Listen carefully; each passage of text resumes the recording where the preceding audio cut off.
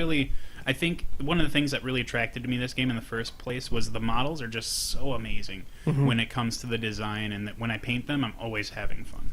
Yeah, I really kind of been very ignorant in who actually sculpts and paints for Privateer.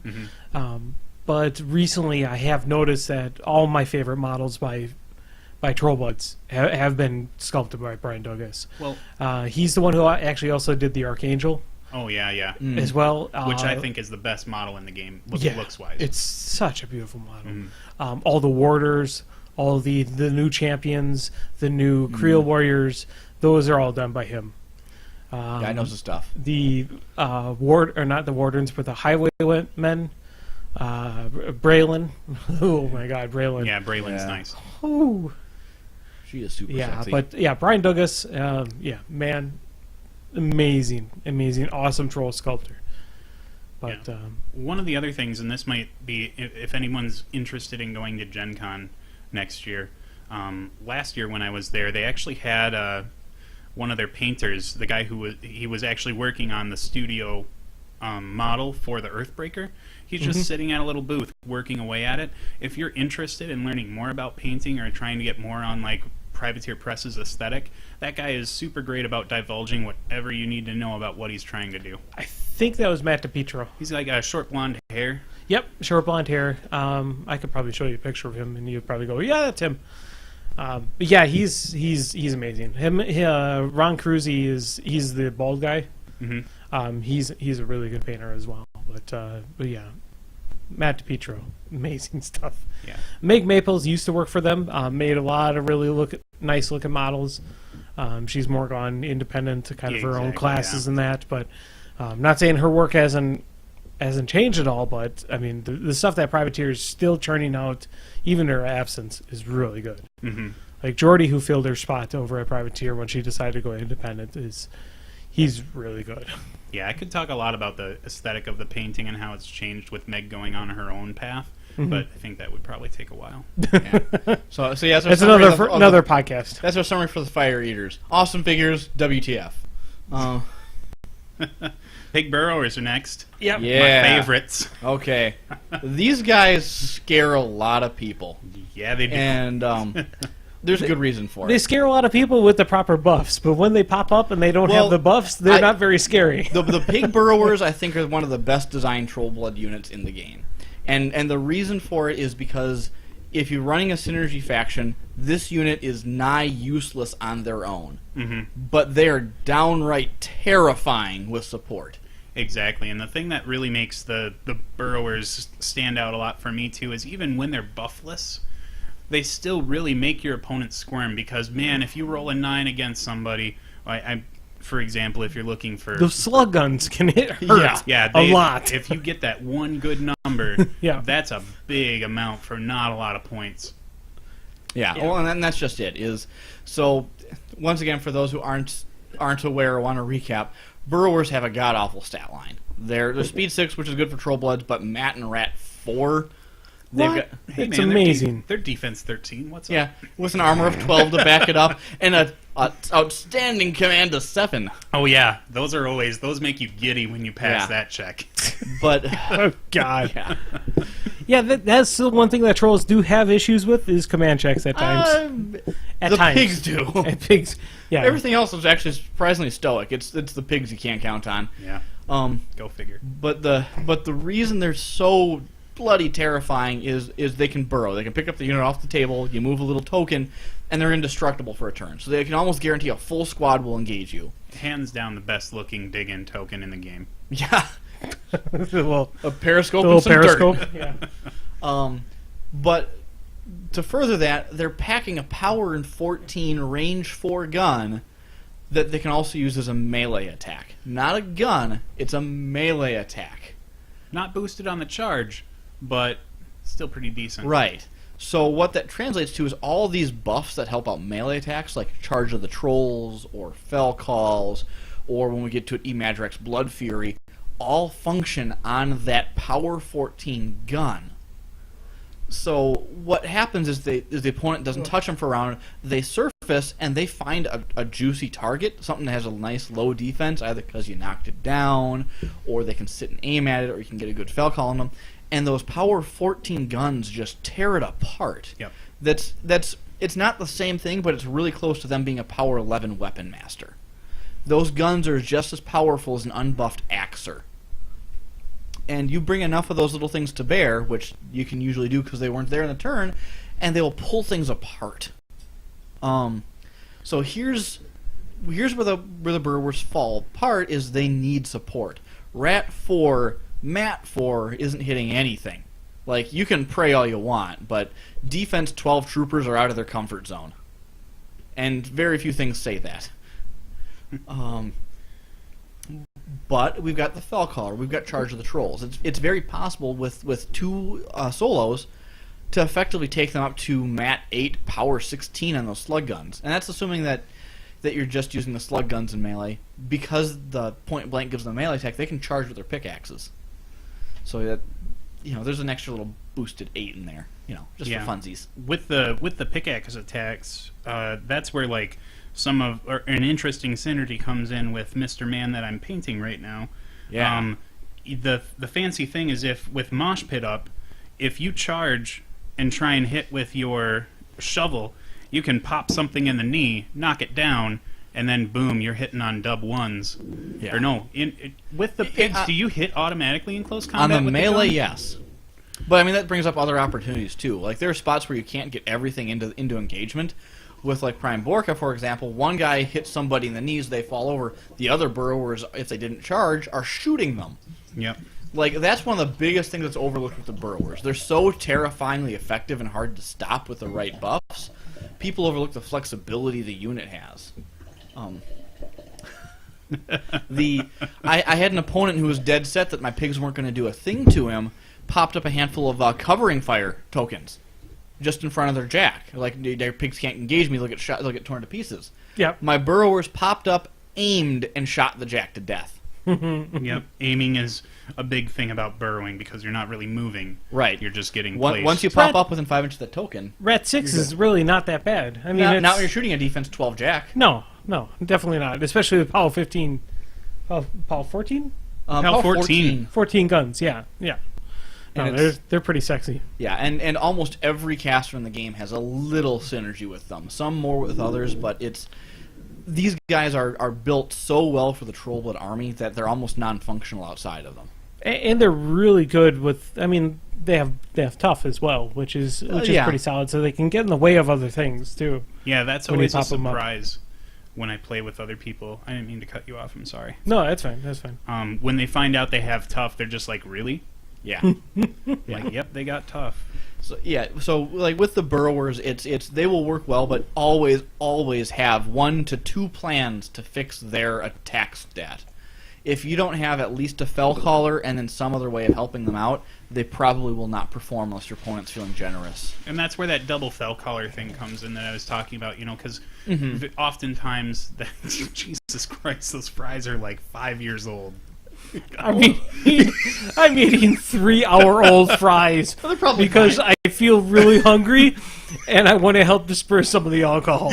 So I took a whiff of the alcohol. I'm like, wait, if I drink any more, I'll just be passed out and useless.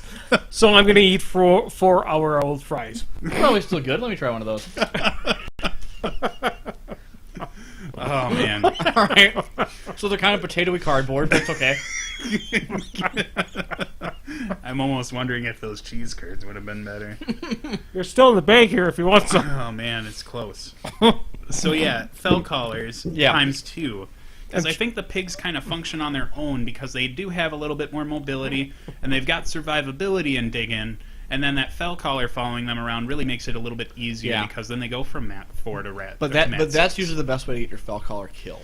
Like what you normally have to do with the pigs is give up one of the pigs to not be a combat participant. You have most of the squad popped up position, and you have one dude in formation way back so the Fell Caller can go, hey, tell your friends to hit better, because that would be really awesome. It's the telephone game, and then they're like, we should better hit, and it just doesn't work. But the other things that do work really well with them are the multitude of Trollblood ranged knockdown. Thumper, most notably the War Wagon, Epic Grizzle, or any other widespread debuffs like Prime Grimm's Feet, or in particular Epic Grimm's Mortality.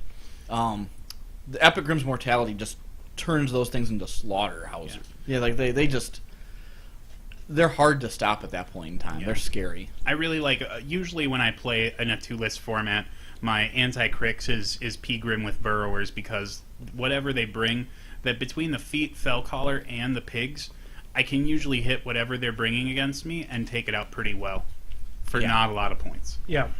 That's the other bonus point for them, is they are a 4/6 unit. Yeah. Which is really, really awesome, and you don't really need that much to buff them. I mean, like a caster can buff them.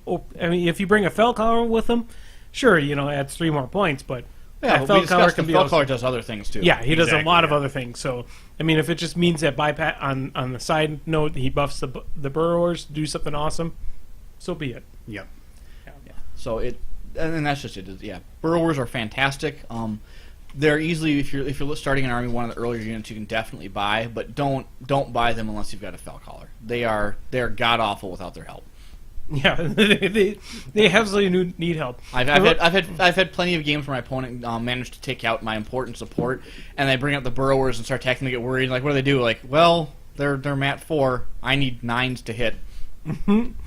One of the only games I ever won against Jordan Knock is because he decided, for some odd, stupid reason, that he would take Gunbjorn, and all he took was mat 4 troops through the rest of our army. That brings me up to different sad stories involving that stuff. But either way, Burrowers are really good. So let's move on to the other pig unit. Bushwhackers. Yeah. What? Who's going to take Bushwhackers? I'll take Bushwhackers. Is it Luke and Butch? No. Why not? Because that's how it should be. Were those the wrestling guys? Yeah, the Bushwhackers. I was just thinking about that. I just think of like weird old guys with bad stubble. Which is an interesting story about the Bushwhackers, okay? So I'm going to segue just for a moment here on our podcast. So the Bushwhackers, the goofy guys from New Zealand or wherever they came from, where they were just like goofy, basically retards. That's how I play. I guess my terminology was not really too correct, but they were very slow. It was like Australian redneck, like the bush people that are. Yeah, they really had kind of like a. Is that what the term came from? Yeah, I think Bushwhacker is probably where it comes from, just because like it's their version of a redneck, and I might be extremely ethnocentric at this point. Sure, but I'm pretty sure the equivalent of knowing how to skin a deer with nothing but a rock is the same as knowing which tarantula is going to kill me. Yeah, but I can't do basic math. But that doesn't involve licking each other's head and then eating sardines. That was very awkward, yes. Yeah, that seems like a terrible idea no matter where you are or what you're doing. So, yeah, that... I mean, if Andy drinks more, we might get there, but... I call not it. You're closer. Damn it. Start moving your chair now. Yeah. I'm going to do the podcast hanging out of the window. It'll be fine.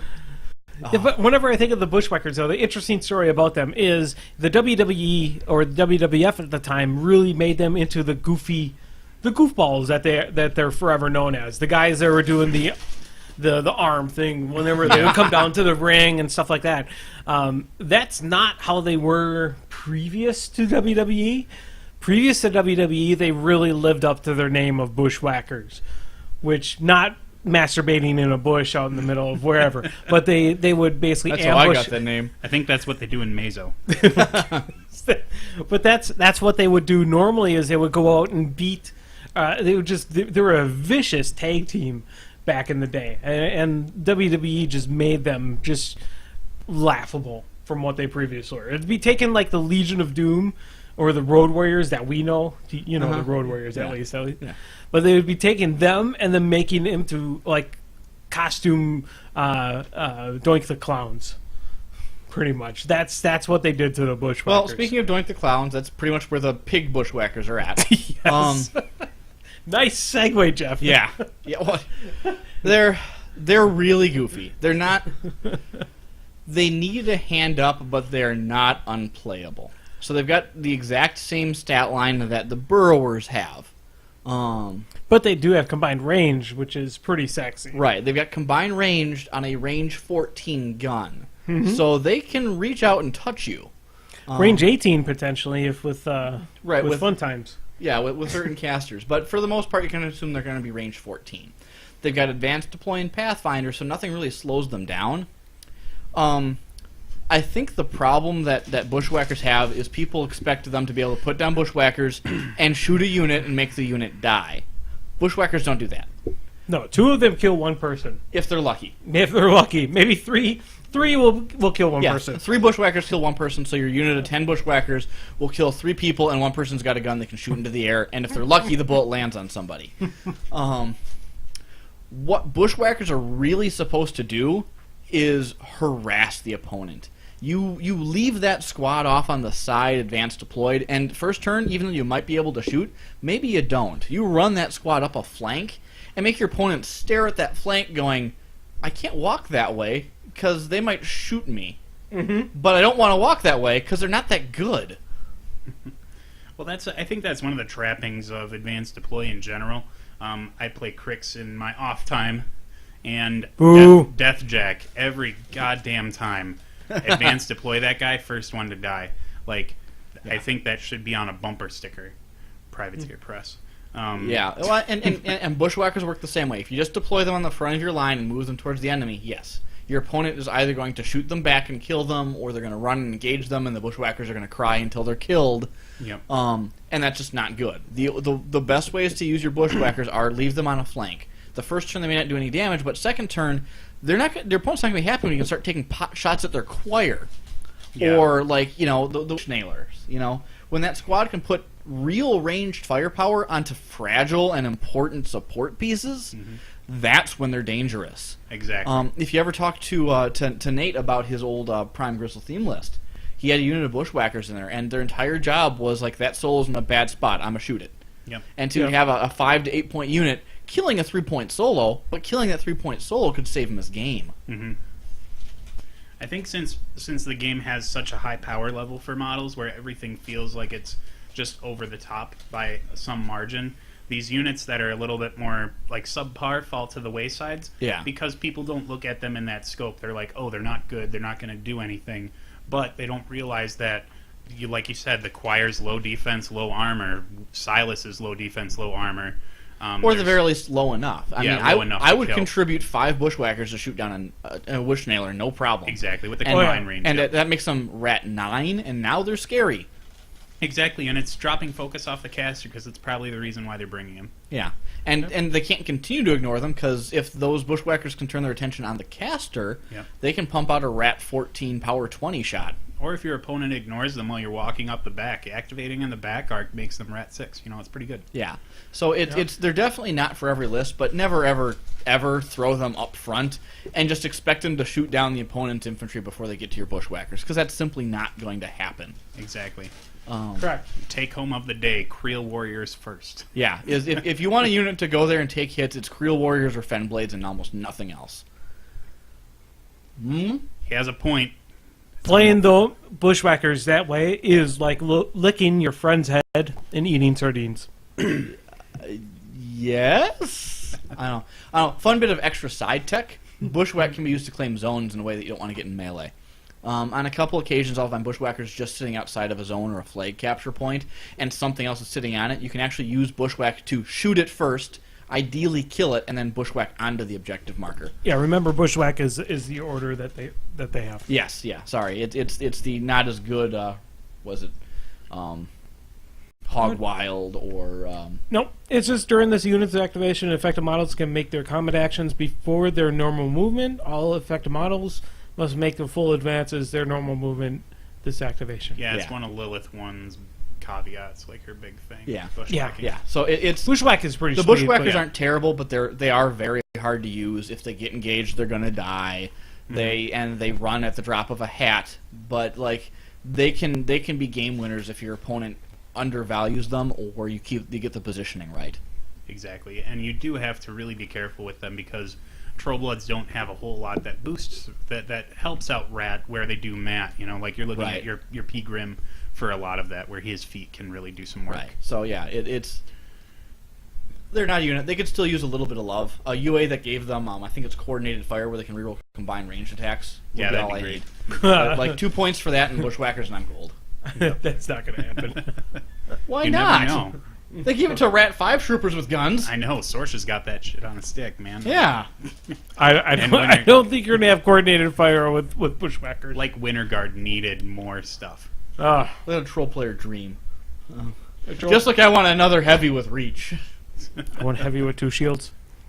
That one What if actually those is a 2 dream. shields had reach? Okay. I don't even know how that would look. I feel like Kratos with a pair of cymbals. Well, he could be like Affinity Sons of Bragg. Then they could make their own music. Oh man. Yeah. So let's move away from the Bushwhackers. All right, think we're I done might with have- the Bushwhackers. I think I might have called it. Did I call it? Scattergunners. Oh, Scattergunners. Yeah. Scat- SC is better than SO. Is that's a military thing? No, it's just alphabetical. Oh. Oh, yeah, Sons of Bragg. I was like, SO. I'm like, that's senior officer. Yeah, it is. Oh, I see what you did there. Guys with guns is what I would. When can I go play WoW again? Because you're contributing. No, I want to play WoW. Damn it. Yeah, no, Scattergunners are a unit that went from mediocre to poor to absolutely stellar with the release of their UA. Exactly. UAs Yeah. can fix things. Yes. Yeah. So in their base stats, they're fast for Trollbloods, they're speed 6, but they're mat 5 and they're rat 5 and they're defense 12 and they're armor 14, and they've got a power 9 gun sword, and then they've got a range 8 power 12 spray. And so on their own, they were usable because they were kind of quick, and sprays ignore a lot of things, and they could kill a couple of things. But their UA made them the perfect attachment for a lot of Trollblood forces. Exactly. Yeah. Their UA does 3 things for the squad, I guess technically 4, but only one of them really counts. So to count the things that don't make a difference, they add a standard bear to the squad, and all the standard bear does is what any other standard bear does. Lets them reroll their fear checks. You know, not a big deal. They get combined melee attack, which is neat but not very impressive with no reach and power 9. Then they get quick work, where if they kill something in melee, which once again not impressive with their stats, they can fire off their ranged gun, assuming they're not engaged by something else with reach. Also not going to show up. But they got clear. Yep. They will not hit friendly models with their ranged attacks. Exactly. So now all you need to do is shove whatever you want in your opponent's grill, let the opponent chew on that, run the Scattergunners behind them, and wait for the next turn to pick up the pieces. And that was the big problem with Scattergunners pre-UA, was that you would have these guys who have a mass amount of sprays, but they can't really get into a good position to be able to utilize those sprays because they're going to hit their own guys in the back of the head. But Yeah. giving them clear makes them an amazing unit for clearing out stuff after your opponent's chewed on your jamming. Yeah, and that feeds into what we do with like the Chronicler. Like you Hero's Tragedy something, the opponent kills half of your squad and they fall over. The Scattergunner rolls up and goes, "That defense 5 target over there, I'm gonna make it dead." And everything else it hits is just icing on the cake. Yeah, and I mean, and it clears out that front row of guys you've got left, so maybe they can strike deeper. So usually the Scattergunners now are running behind the other squad. And with that UA, it opens up a whole barrel full of new little odd tactics. Mm-hmm.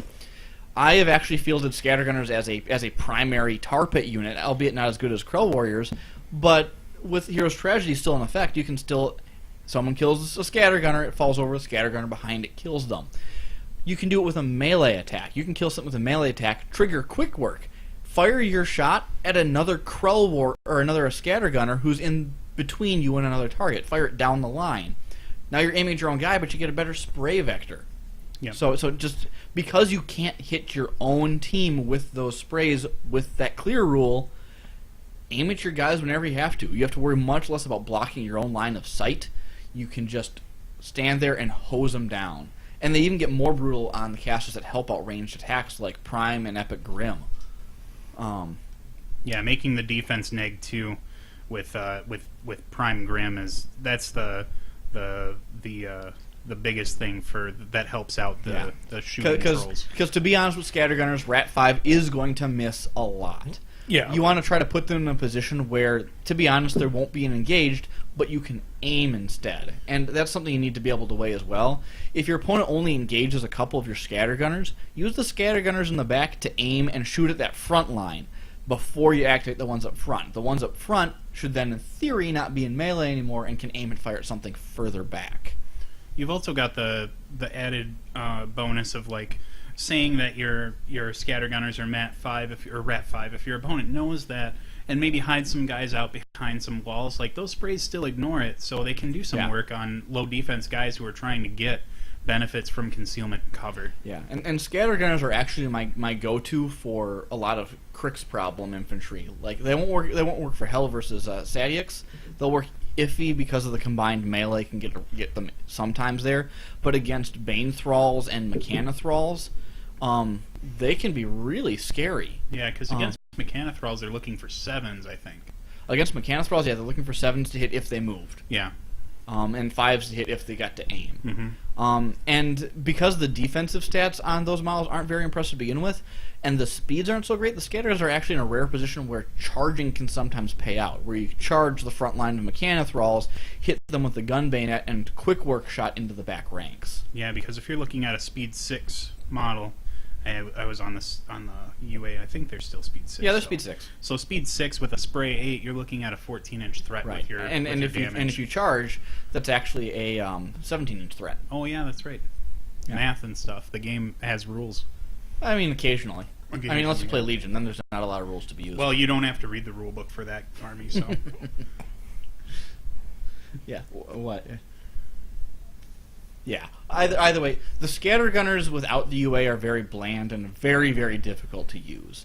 They're one of the few spots where you're better off taking a mini unit and a UA before you max the squad. Exactly. Yeah. Exactly. I would never take a max unit of Scattergunners. Not very often. I actually take max units with the UA because, like I said, they're not awful in melee. If you compare them to a Krell Warrior, they're not that far off. Quick work makes them really sweet. And I think that's where my failings are with Scattergunners, is because I don't use them or utilize the quick work as much. They're more of like a cleanup crew for me. Well, and quick work is really a measure of last resort, but because Trollbloods are good at the momentum shift, they make it so one figure can kill 3. Exactly. Yeah, you're getting more value out of your model. Right. So your opponent might kill 3 or 4 of your Scattergunners, but ideally the remaining 6 will kill their remaining 10. Mm-hmm. Yep. Or 8 or something like that. But create a favorable trade. But Scattergunners are actually surprisingly solid with the UA. Now there are going to be matchups where they don't see that same level of utility. Armies that run high defense across the board generally become a problem, or things where they're required to hit hard routinely become a problem. Yeah. Like Scattergunners are admittedly pretty useless against a beast swarm. Mm-hmm. But at that point in time, you just use them as bodies for the fire. You make the beast choke on killing your Scattergunners rather than your Scattergunners killing the beast. Yep. But them Scattergunners, they're good. I recommend you use them. They're not an early buy. No. But yeah, it's with the kit release though, they might be a bit better. Yeah. But yeah, they're very good at basically taking care of targets you wouldn't think they'd be able to kill because of the sprays and the fact that they're ignoring other stuff. Yay! You're the best person in the world right now. Oh yeah, I didn't get a response back from you, so. You can do that. Oh, you did? Oh, sexy. Root beer. Wow. Just Jeremy's awesome, and we're not talking Legion Jeremy because this is way better than Legion Jeremy. Do you want to sit down for a little bit and talk some trolls? No, actually, I've got to run and get food and get booze for my own adventure tonight. So Hey, what do you want? Yeah. You need some money? We will pay. 14. I've got money, but you have to dance for it. There's 10 from me. And then there's 5. Don't even worry about change. Okay, fine, whatever. Sweet.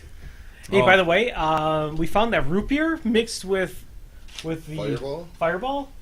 That sounds good. Do you want to try a little shot? I'll try a shot of that. Where's that? Yeah. Yeah. Interrupting the Trollblood podcast for this. Yeah, we interrupt your regularly scheduled broadcast For food, root beer, and booze. By the way, I gotta say that everything you guys are talking about, don't listen to them. It's complete trash. Unplayable trash. As a Menoth player, it's unplayable That's true. trash. If you don't believe him, just go online and read the forums. Yeah. Nothing in Trollbloods is playable except Meat Mountain and Runes of War ever. Well, Trollbloods really are nothing more than Mulligan warders. Let's just. That's true. That's really what it boils down to. It should be about a shot or so. Enough for you to still be able to drive afterwards. Yeah, that's actually really good. Yeah, isn't it? Oh, if I didn't have to go anywhere.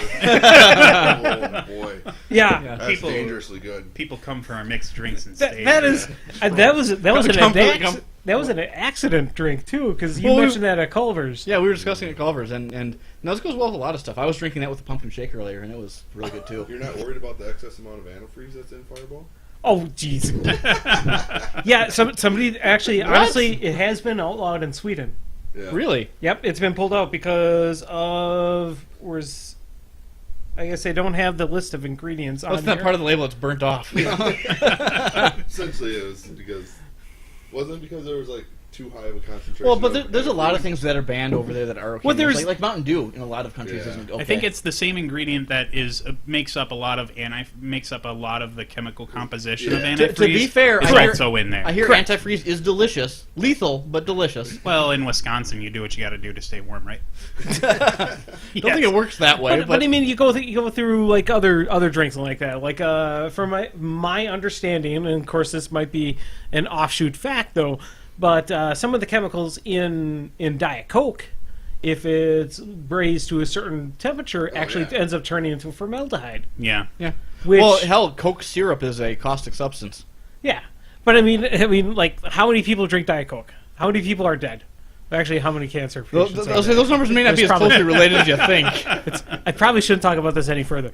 But I mean, honestly, we eat and drink a ton of things that are quote unquote bad for you. Well, And California tried to outlaw KFC's grilled chicken because the grill marks are a known carcinogenic. I am serious. Isn't breathing in California a known carcinogenic? Shut up! Don't talk about that. I mean, seriously, if you've been out in LA, I mean, it's just, it just doesn't smell like, burgers outside. It just Yeah. smells horrible because it's smog.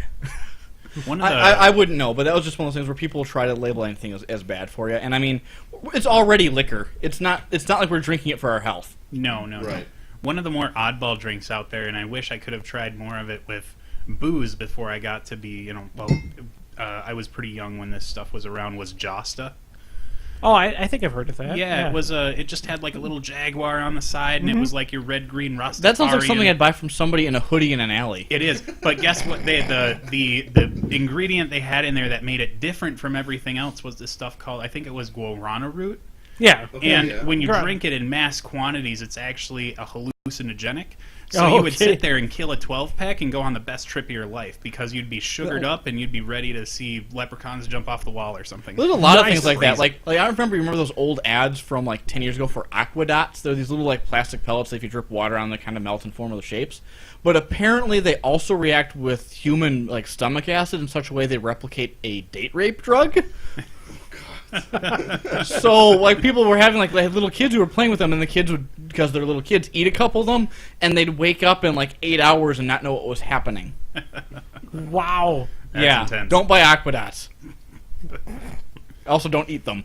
Actually, no, you can buy them as long as you don't eat them. Nice. Well, you guys have fun with the pizza and continuing to talk about unplayable trash. So It's true. Yeah. The internet says so. It must be right. We actually have not labeled anything unplayable trash. That's yet. true. We just finished talking about Bushwhackers. Well, I've listened to what you guys have talked about, and it's actually knowing you and the fact that you play what everyone else says is unplayable trash, and you make it work. That I like to work it. yeah, I like to work it. Anyway, Sexy. have fun, guys. Thank you so Yeah. much, Jeremy, for bringing us. You're the through. man. No problem. Awesome. Yeah, I tried texting Brian. Brian's like, I got board games. I tried texting a coworker. She's like, you guys should stop drinking. And then texted you, and unfortunately, I did miss the point where you said you'd be right over. So I said I could do that. I Oh. didn't say I'd be right over, but it turned out that when I said that, my wife had just come home also, so it worked out that she could then watch the kid, and I could go get food and my own alcoholic beverages. There you go. Well, I don't know sweet. if you guys have ever heard of Batsu games. It's No. a Japanese show that they only do once a year. It's on New Year's Eve, but essentially it's all these comedians that get together, and they're together for 24 hours, and they're put through, and there's a theme to it, but they're trying not to laugh, and if they laugh, then they get punished. That sounds very Japanese. Yeah, that's So very much so. one was like a blow dart to the ass if you ever laughed, and then paddles and all this stuff. So all these comedians are together trying not to laugh while they're trying to make each other laugh and stuff. And we do a drinking game to that. So that Nice. sounds fantastic. That sounds like a New Year's we need to spend together. yeah. I remember once upon a time in my days of body modification performance, we once took lawn darts and fashioned piercing needles to the front of them. That was very interesting. I hope that's what you guys wanted. You said deep dish, so Yeah, I said deep dish. To be fair, I'm not exactly a picky eater. Like, you'd have to put something pretty nasty on this pizza or have, like, done things to it. Sardine quiche. Well, I Right. heard what you guys said. So take it easy, guys. Thanks Have a a good lot, one. man. Thanks a lot. Awesome. So I got to talk about something else now. We already talked about scattergunners, so might as well go over to the next subject here, which The I best put in, character unit ever. which is the Sons of Bragg. I really like the idea of these guys. well, I like the brag, but idea. they're I pretty don't like the awesome. sculpts. What's that? I said I don't like to brag, but they're pretty awesome. I'm helping. He's at the punny part of his drinking. No, I Yeah. do that sober. Yeah, he does. He does do that sober. So I mean, even there is no escape. I learned a fantastic pun from Dumb and Dumber 2. I won't share it now, but I've learned it and it's never going away. Go share it. Share it. Get it out of the way. So basically, they're talking about how one of Harry's exes may have had Harry's child, and they're talking about the pregnancy, right? And so he's like, "Well, they didn't have to like gut you or anything, right? It was all fine." And Lloyd responds with basically like, "No, like sorry, my friend's so crude." Basically, what he's asking is, did they have to cut you open, or did you give birth au naturel? That's the kind of classy stuff I like. Also, Trollbloods. That movie, honestly, was pretty awesome. I felt guilty about watching the whole thing, but I was laughing nonstop. I walked ashamed out of that theater. I honestly feel that I know we're kind of talking off the side here, but I honestly feel that the critics, if they would have seen Dumb and Dumber 2, if they would have seen that nowadays, they would have gave Dumb and Dumber the same rating that they gave Dumb and Dumber 2. Like for Rotten Tomatoes. Rotten Tomatoes gave Dumb and Dumber, it was like a 60%. Yeah. Which seems odd in my experience of that movie from the past, where critics hated that movie. They thought it was the worst thing ever made. It was the fans that made that movie. Well, And yeah, go ahead, sorry. and Dumb and Dumber 2 had about a 20% rating on Rotten Tomatoes, which makes much more sense in my regard. Exactly, yeah. In Dumb my and Dumber 2 expectations. was terrible. But I'll say the big thing in Dumb and Dumber that made me love that movie was that green jello was in it. With the barrel went over the mountain. Yeah, or green To see jelly what if he you could didn't- see. If you didn't want to get sued. So yeah, we're talking about Sons of Bragg. Sons of Bragg. They're a Sons unit, of Bragg. they're a character unit of fell callers that are Yeah. hardcore. HXC. That's how it should be. I actually thought I had Sons of Bragg already up here. I guess I did Yeah, not. to be fair, like even though we kind of tried to hype up the Bushwhacker, Sons of Bragg are better. Although the internet hated them too when they came out. I think they're fun. Like they're an interesting character unit. They don't get as much work done as some other ones, but Oh, I have done mean things with my Sons of Bragg. I guess I just compare them to the other three characters, like 3 character units, like Great Bears or Why? Black Frost Shard. Anything you compare to Great Bears is gonna. You bad, could compare bad. them to Black Frost Shard, but Great Bears, they're really Great Bears and like the Lich. Oh yeah. Isn't Rovin's bodyguard? Roven. Oh no, they're better than Rovin's bodyguard. Okay. Yeah. Well, they're not like the Wither Shadow Combine. Wither Yeah, Shadow no. Combine. Yeah, I mean like Well, they're in Cricks. I Those- mean, Those that two- squad could be a 7-point unit in Trollbloods, and it would still be better in Cricks somehow. You know. Yeah. You could just build a heavy once you kill off a random model. Right. Yeah. That would be amazing. I don't know, but no, the Sons of Bragg are actually like I know I keep saying everything's second string because a lot of stuff in Trollbloods really is you want other things to die, and those Sons of Bragg are going to come in and they're going to murder the hell out of whatever murdered you. They're not super resilient. They've got Boom Howler's 4+ tough thing, which is what you should be doing if you got nothing better to do with your time. But the real trick is they've got the same call that those wow. Fell callers. No. Crow Warriors can do, where they can get +2 to their melee Oh, yeah. attack and damage. Not Fervor. melee, they're +2 to their attack and damage rolls. Yeah, Fervor. So they've got the stats that are almost identical to a Fell Caller. So they go up to, with Fervor, Mat 9, and for most of their melee attacks, Power 12, except for the guy with the big sword, Power 13 or Power 14. Well, one of them's got never mind. Yeah, they go to Power 12 or Power 14. Yep. All their weapons are different. Look at the card if you really care that much, but you'll find out later they're murder machines. They just hit super hard. You've got the one guy who's only got one sword, but he's got that assault spray. A spray at Power 12 Rat 6 is scary. Yeah, he's got the Fell Collar spray, Sonic Right, Boom. right. But a Fervored spray where it's Rat 8 Power 14 is terrifying. Most enemy models under that template are going to get hurt bad. Yep. Some of the things that work really well with them that I've found, other than them just killing whatever the hell they want, is they work really well with the Chronicler. You can't Fell Call them because all their Fell Calls will conflict with it. But you can tell them stories all day long. Yep. And if they've got charge of the Trolls, if all three of those units get in contact with the same target, which is a lot more easier than getting a squad there, you're going to have one guy who hits with a Rat 8 Power 14 spray and follows it up with a Mat 11 Power 14 melee attack with Weapon Master. You're going to have his brother who follows it up with two Mat 11 Power 14 Weapon Master swings. And they're going to have that one last brother who follows it up with a Mat 11 Power 16 Weapon Master attack. Yeah. That trio of guys will total a jack. Yeah. And they just will hit monstrously hard, and if you keep them in your second line, your opponent's not going to have a good opportunity to kill them before they become a problem. And so even though that if you hold them side by side to the Great Bears, they seem to be lackluster, they're a phenomenal second-string unit. And no, you can't fix the Pathfinder problem. The best thing you can do is put them in a unit list with Jarl or Pgrim, and he's got a spell that can give them Pathfinder, but honestly with three dudes, that's how many fingers. yes, with three dudes, you don't always need to have Pathfinder. You can usually find a way to get to them without it. Yeah, they were pretty contained unit. Right, and even then, you can always get the spray over any given walls you're coming across, and the reach weapon will have the cover penalty, but honestly, you should be getting at such a high mat, it won't be a problem. Yeah, Mat 9 over a wall is no joke. Yeah, it's still Mat 7 effectively, or if Charge of the Trolls is working for them, back to Mat 9. Yep. And I've had like one of the trio of the Sons of Bragg put the finishing blows in casters all the time, because one got too close and they just don't want to suck up hits that hard. So I think the internet has come around and started to enjoy them for what they are. They're my go-to in a list where I don't think I've got enough hitting power, because they're cheap and they're affordable and they can hit super hard, but I didn't have room to put in another beast or a full unit of something like warders or champions. Yeah. So they are really good. They move surprisingly fast for having such short legs. They have, most of the character units out there are in dire need of a resculpt.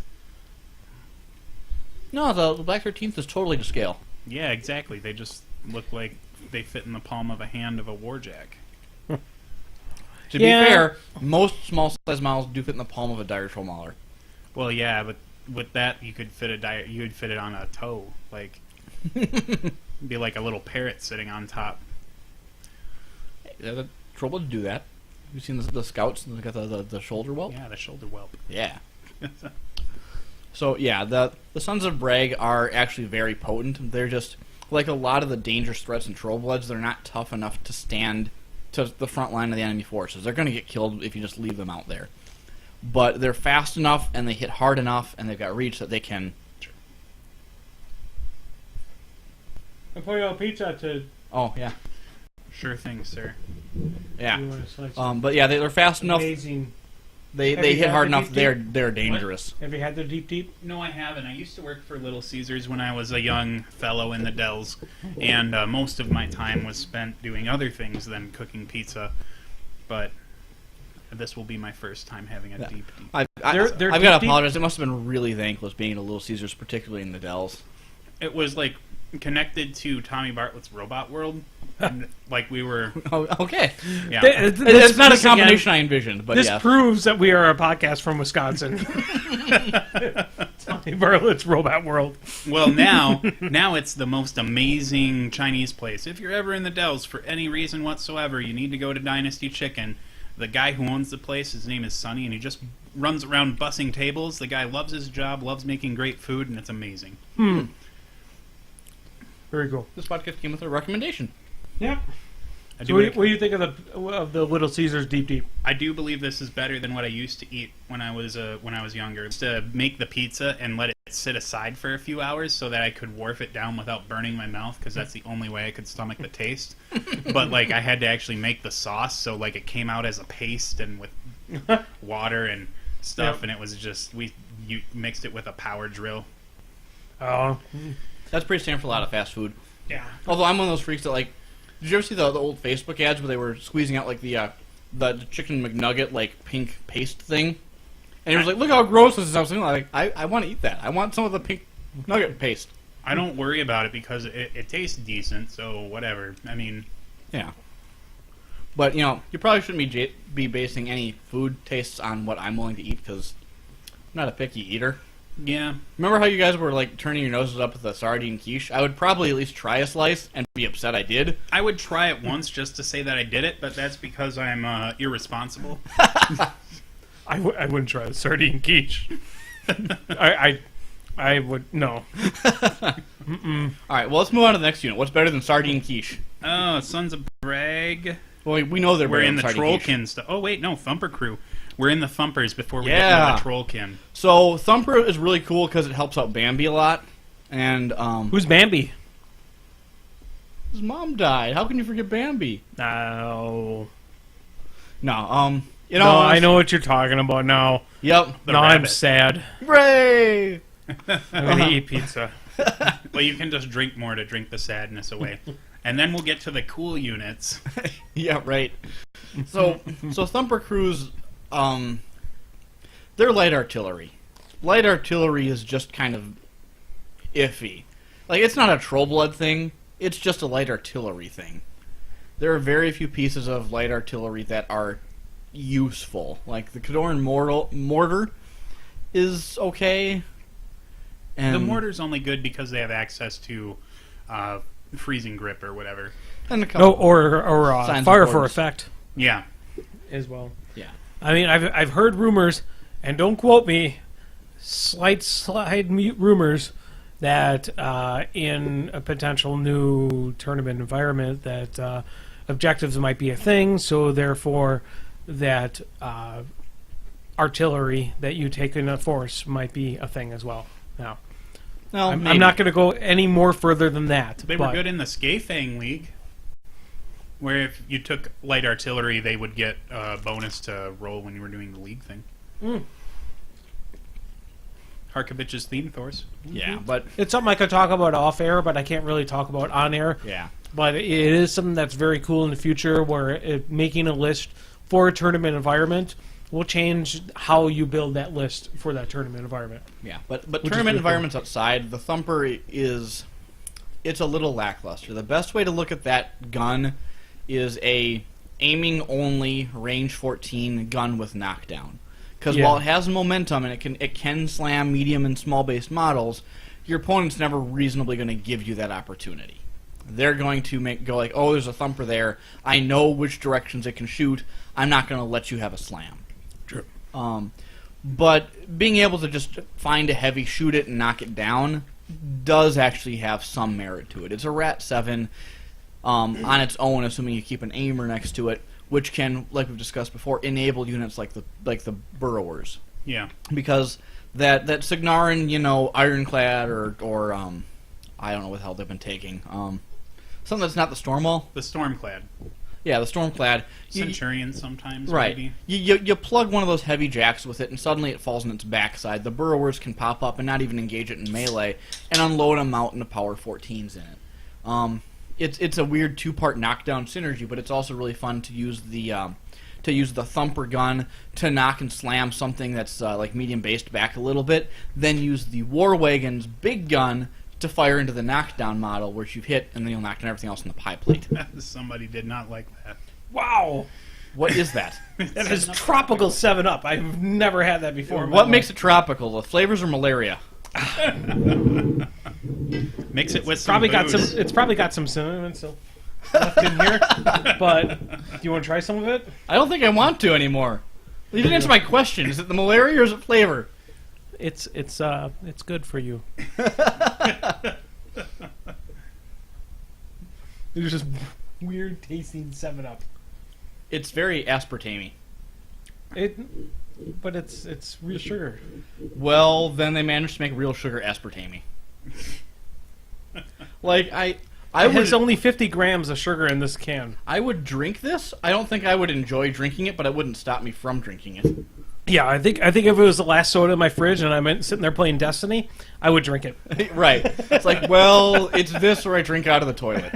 Well, I guess the 7-Up's better. I do like my reusable Gatorade water bottles. They're amazing. I like them a lot. All them BPAs, yo. That's important Thumper tech, too. BPA?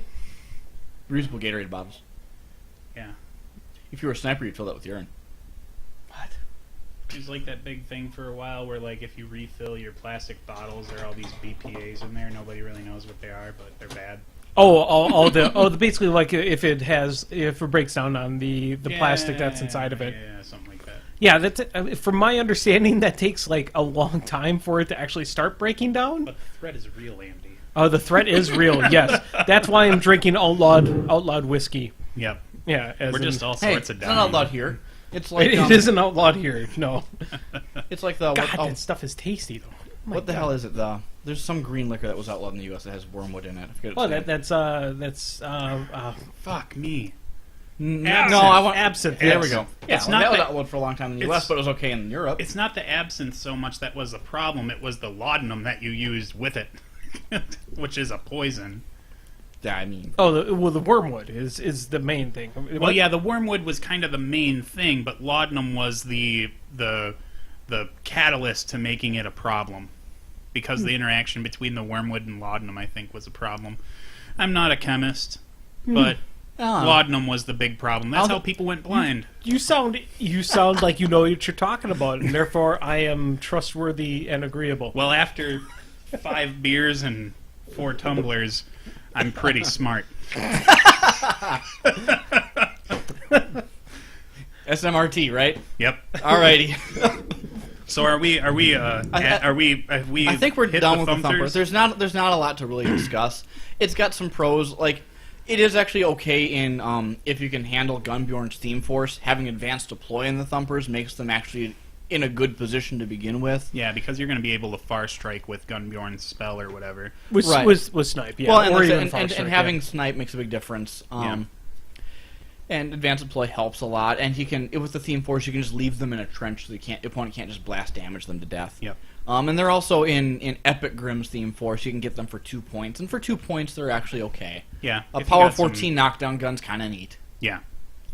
Yep. Now we get to my favorite units, the ones that I started the game with. The one that says Trollkin with them? Oh, Trollkin champions. you had a long fall from grace with them, didn't you? I did. Okay. Oh, did you start with Mark 1 with them? No, I am not a Mark 1 player. I had models during Mark 1, but nobody wanted to play with me. So, champions, I just really enjoy them. I've started out with Borka's family reunion as my first army. Okay, well, they work well there, but... Wow. Oh, wow. You just... Wow. That is a serious way to troll your starting opponents. It was really fun. Yeah. None of my shit is ever leaving the table, by the way. None of your shit is either, because I can't really kill it all, but we're going to be here for a long time.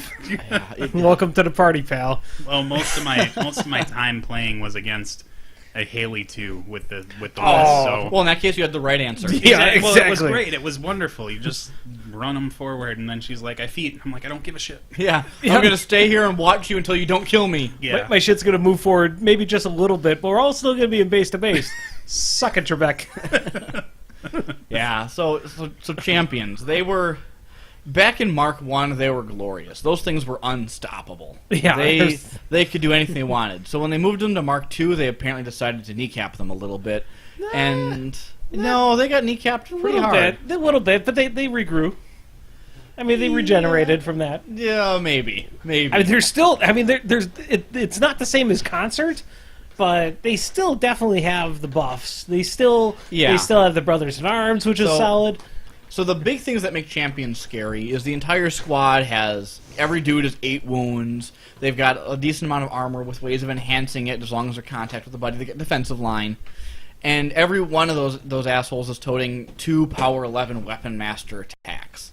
So if you let a squad of champions charge like even a colossal, those champions are going to do some hellish damage to it.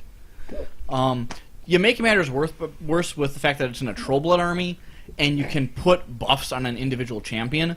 A power 11 weapon master is rude. A power 15 weapon master from Rage and a Krellstone is downright mean.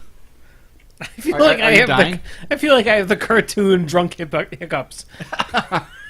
As long as you don't start singing how dry I am as you wander out the door. I don't even know the lyrics of this song. Other than how dry I am, no. Okay. Whenever I think of cartoon drunks, I think of Wimpy because I was like, man, he must be like super drunk to not be able to afford a cheeseburger. Like, I'll pay you for a cheeseburger. He just struck me as like the quintessential like stoner guy back from the day. I think Stone. Yeah, he was in some altered state of being. But champions, boom. Much like my stoner friends, they could not afford a cheeseburger today, but they will definitely pay me for it on Tuesday. Yeah, they're on it. If they can make it later, they will. Oh, yeah. So champions, the good thing is they will tear up whatever your opponent lets them get to. They just hit monstrously hard, and we're in a faction where we can take an individual model and make it hit harder. Mm-hmm. And they're accurate enough where you give them like a Fell Call, a Mat 9 Power 15 champion is ugly business. That one model will take out half a jack. Yeah. The big holdback for me with champions is their price, and that's why in the Borka Theme Force they're so good, because it does bring it down quite a bit.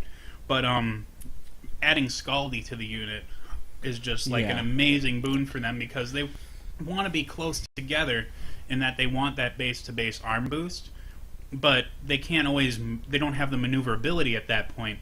But with Scaldy, he gives them that tactician ability where he lets them move through other ones. Nope, that's the solo. Oh, the Scaldy gives them relentless charge and overtake, which are both really good. Which are really good for them because they don't have reach. But the solo, I guess we'll deal with that when we get to it. Well, we could talk about him now. I mean, he's very pertinent to the champion. I just want to wrap up a little bit more on the champion stuff. So, like the big holdback after all this raw damage and really good armor is they're slow as hell and they have to stay close together. Mm-hmm. So it's really, really common for champions to trip over their own toes. Your opponent can very easily exploit the fact that they're close together because you get a heavy jack into them. The heavy jack will one or maybe two-shot one of the champions and then finish off the other without a big problem. So they're really, really vulnerable to a lot of control, aspects, and they don't have a lot of board real estate. They kind of have this one little spot that they own that spot, but not much else. Yeah. So the Trollkin champion hero, however, gives them tacticians so they can walk through each other. Yep. Suddenly they're not stepping on each other's toes. They're chodes. You also get a solo that can Thresher. He can get a lot of work done for what he is. He's a very scary Thresher. Yeah. He's just like what, Matt 7 or 8? 8. Yeah. With power 12 instead of 11, and it's all weapon master. Yeah. So the kind of the martial discipline, that is actually what brought about. I've told it to a ton of people, probably mentioned it on the podcast before, but I figure I'll repeat it now. That's what brought about Who's the Boss. Back when Mark 1 hit, there was a caster, Xerxes, who was an amazing scoring caster. But he didn't really fit with scoring at the time because it didn't really match with him very well. And we thought, Jim and I thought that he would make an amazing Trollblood caster. So same as Mark 2, he had martial discipline. So that's awesome. He also had his feat, which made it so if models were in base to base, they got a bonus to armor. And then he had a spell that gave you an additional melee attack per weapon that you had. So Trollbloods back then had Concert, which means every time they hit with a melee weapon, they got a +1 damage to the other one. Yeah, and it carried over to the final troll throwing the last with attack. The full squad of 5, the first 4 guys hit. The last guys got +4 in their attack and damage roll. First 4 guys, if they hit, are that's 16 attacks because they have 4 attacks apiece. Yeah, and then plus 1 for each one. Yeah, that hits. Yeah, it was insane. So we all, and plus at the time, Trollbloods were very, very bricky. You ran with 2 units of champions. You ran with the Creel Warrior or the Creel Stone behind them, and then you just ran them down your opponent's face, and they just couldn't stop it. But then, if you made them all have martial discipline, so they could charge out through each other, and then on top, that's why Who's the Boss exists, because we thought that we should make an event where that thing could possibly happen, where Xerxes could lead a Trollblood force. There we go. So Who's the Boss brought to you by Trollkin Champions. Yes. How the mighty have fallen. Exactly. I still think they're legit. They're still legit. They need some very different tactics. Yeah. So the champion hero is a monster in his own right because of that reach, power 12, weapon master, mat 8 thresher. Like anything caught in that death arc tends to die. Well, and then he's got retaliatory strike too, which makes it even better. I never get that much. Most of the time when my opponent goes after my champion hero, I'm gonna smush him dead. Well, when I go after my Trollkin champion, usually is the alpha of an attack. So I'll go towards something where he can respectably hit it and deal with it, but they'll have a hard time hitting him, and they really have to think if they want to try and hit with that one guy, because that retaliatory strike can be a real pain in the ass if you're able to survive it. Yeah. See, the last time my Trollkin champion hero got hit by an attack, it was a prime axiom drill. Well, yeah, that's a problem. Yeah. Yeah, he didn't get retaliatory strike.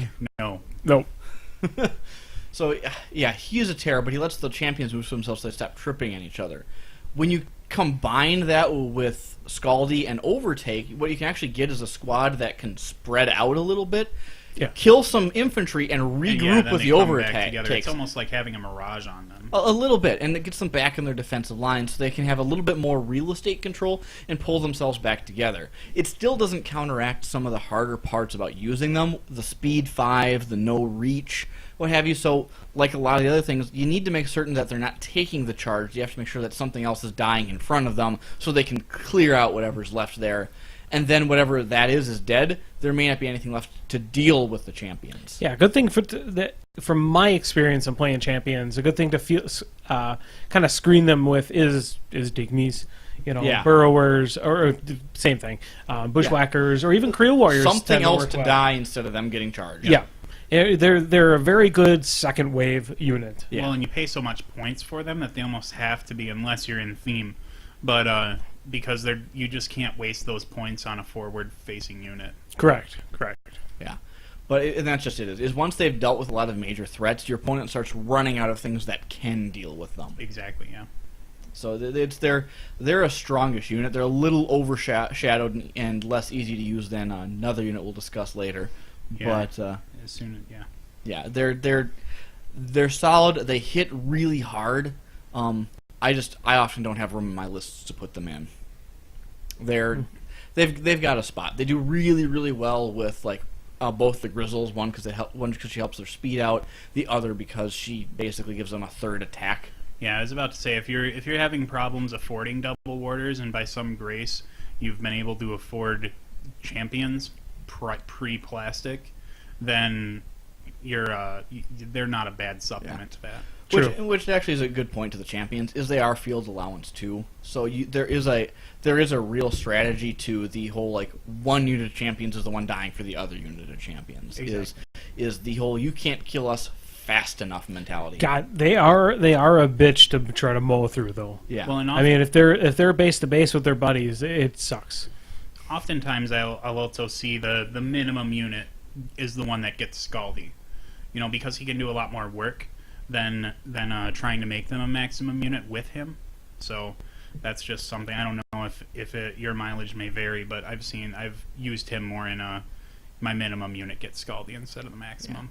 Yeah. And just so it's covered for those who are unaware, a very, very basic but fundamental piece of Scaldy use is if you've got that unit of champions and you've got that champion hero, is to park Scaldy in the back of a squad, wait for something to come up, trigger the counter charge, the champion hero let Scaldy charge through it to go to the target. It's a lot easier to get your 3-inch minimum for that charge bonus and still keep Scaldy in base contact with one of your champions.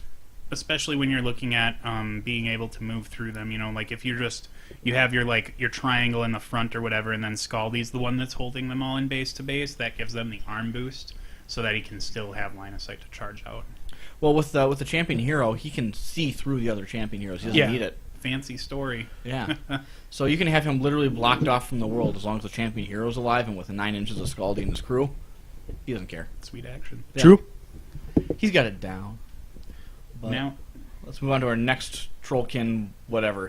the Fen Blades. Yeah, this the Fen is Blades. the funky unit. Fen Blades, and I'll also recommend the hero as well as I'm talking here, but he really doesn't really do much for the Fen Blades. The Kithkar? The Kithkar, he does Yeah. the same thing the champion hero does, gives him tactician. But Yeah. but it's not as meaningful in the Fen Blades. No, it's not No. so meaningful for them, but I think he, in his own right, he's a true solo. I would probably say that when I started playing, when I was playing Trolls, right at the time I got out is right when he came out. Mm-hmm. So I mean my experience with him is very, very limited. He's an odd piece. But before I get into him, I want to talk about the actual Fen Fen Blades and themselves. the UA. Remember how the Crow Warriors were the tar pit unit? Fen Blades are the jam unit. That's a difference. Yeah. The tar pit is to slow the opponent down and get them stuck. Mhm. The jam unit is to stop them from getting anywhere. So what'll happen with the Fen Blades is the Fen Blades have a UA which gives them a massive, massive threat range. The UA basically lets them no quarter, which is plus 2 inches on the charge, Pathfinder, Fearless, Terror. I think that covers it, but that's a long list. Yeah, that's about the run of it. So those Fen Blades have worse defensive stats than your Crow Warriors, but with that UA, their higher speed of 6 coupled with reach means that they have a unassisted by your Warcaster threat range of 13 inches. That's to make attacks. Yeah. So they can leap across the board. This is why I was saying they had longer threat range than the Long Riders, which have an unassisted threat range of 12. Yep. I think the thing that people get confused with on the Fen Blades when you come to that difference between what a tar pit is and what a jam is you'll oftentimes see people really take that extra momentum that they get and try to jam the entire unit into the opponent's army, and that's where your shortcomings are when you're working with Fen Blades, because they have reach. They can tie up a ton of models with just 3 in the front, and that will allow your opponent to it'll make your opponent have to kill those guys, and then next turn you've got an entire unit that's getting vengeance off of it. Yeah, and that's a big mistake that people make is with any type of unit that has vengeance is they just shove everything up into there. Yeah. You make it so your opponent feels like that they have to kill that one guy. You put 3 or 4 guys up in the front that stop anybody up there from progressing, or they're going to eat a free strike, and then they kill your 4 guys but haven't made any forward distance. Your back ranks, vengeance up, maybe get some more attacks, or just vengeance move backwards a little bit to get charge range. And that's where the Kithkar hero comes into play with these guys, is because if you run him like off to the side, not so much jamming the unit with them, but as soon as that vengeance triggers, he's got his super vengeance of 5, I think his righteous vengeance. Yeah. And then that way you're able to get behind them to maybe get the support pieces that you need to hit. And that's usually how I end up using that Kithkar, is he's an actual assassination piece. He's rocking a Mat 7 with 2 power and strength, 13 reach melee attacks. Yep. And if you kill anything within, I think, 5 inches of him that's a friendly faction model, he gets a 5-inch move and makes 1 attack, and then he can do his standard speed 6 charge if he wants to on his actual activation. Yep. So, like, that's a really good way of getting close to or engaging, like, an Eris or a Gorman who would otherwise be a big problem. Or if your opponent's foolhardy enough, you can get too close to a Warcaster that way. Yeah, and the Kithkar, if not mistaken, was pretty high mat. He's like 7 or 8. He's a 7. I'm pretty confident. But he is harder hitting, and he's got 2 attacks. He's fairly resilient. Defense 12, armor I think 15, and plus 2 armor when he's engaging something. Yeah. But he's not going to stop anybody dead in their tracks. So you can still kill that with a little bit of effort. It just means he's not going to be incidentally killed. Well, he has unyielding, which is pretty solid. That's what I was thinking. He does have hard, so he does not suffer effects. Which is actually a surprisingly hidden perk of Fen Blades people don't realize. Yep. Hard doesn't come up often, but it's a game changer when it does. Yeah.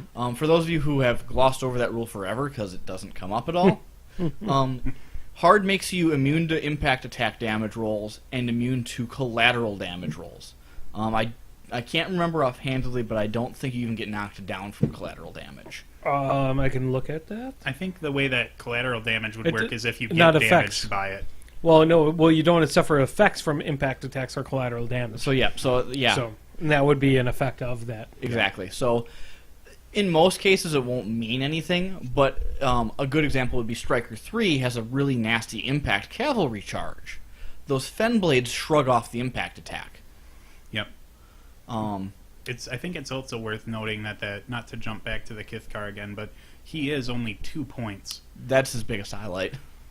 Yeah, the hero is 3. The hero the champion hero. Champion hero is 3. The Kithkar hero is 2. Yeah. And that means that opens up your options to maybe run 2 of them on the sides of the Fen Blades so that you can really get into your opponent's army. Like, he might not live very long, but I'm guaranteed that he'll get back there and do some work and really make your opponent sweat about losing some of those pieces. POW 13's on just a trooper model that has a pretty decent charge range. I mean, with the range 9 with reach, so that's 11. You want to make it scary. He's not likely to be in Krellstone range, but you put the Mauler's Animus on him, he's swinging 2 power 16s around. Yeah. That's pretty sexy. Yeah, people get scared of that. He also has Righteous Vengeance as well. Right. Yeah, we covered that. Oh, you did. Okay, sorry. But actually, like one of the biggest use for him because he's 2 points is he's got Commander, so he spreads out his leadership of 9. Yeah. And at 2 points, he keeps those Bushwhackers and Burrowers in line. And the Righteous Vengeance doesn't have to be a Fen Blade that dies. Any faction warrior model that dies triggers that. So because he debatably does less for a Fen Blade than most attachment solos would, he's really good at keeping up things line just from a command standpoint. I also think it's fairly worth it to note for anyone that's looking at Fen Blades as their first time. It almost seems like the UA is compulsory with them, just to give them that extra fanning ability I'll and disagree. popping that feat. The UA is really, really good. But if I have to trim 2 points to get something essential in, that's 2 points I'm willing to trim before the max unit size. Yeah. Well, the thing is, though, without that UA, though, you do lose no quarter, which is an amazing ability. Here's the thing in Trollbloods, though.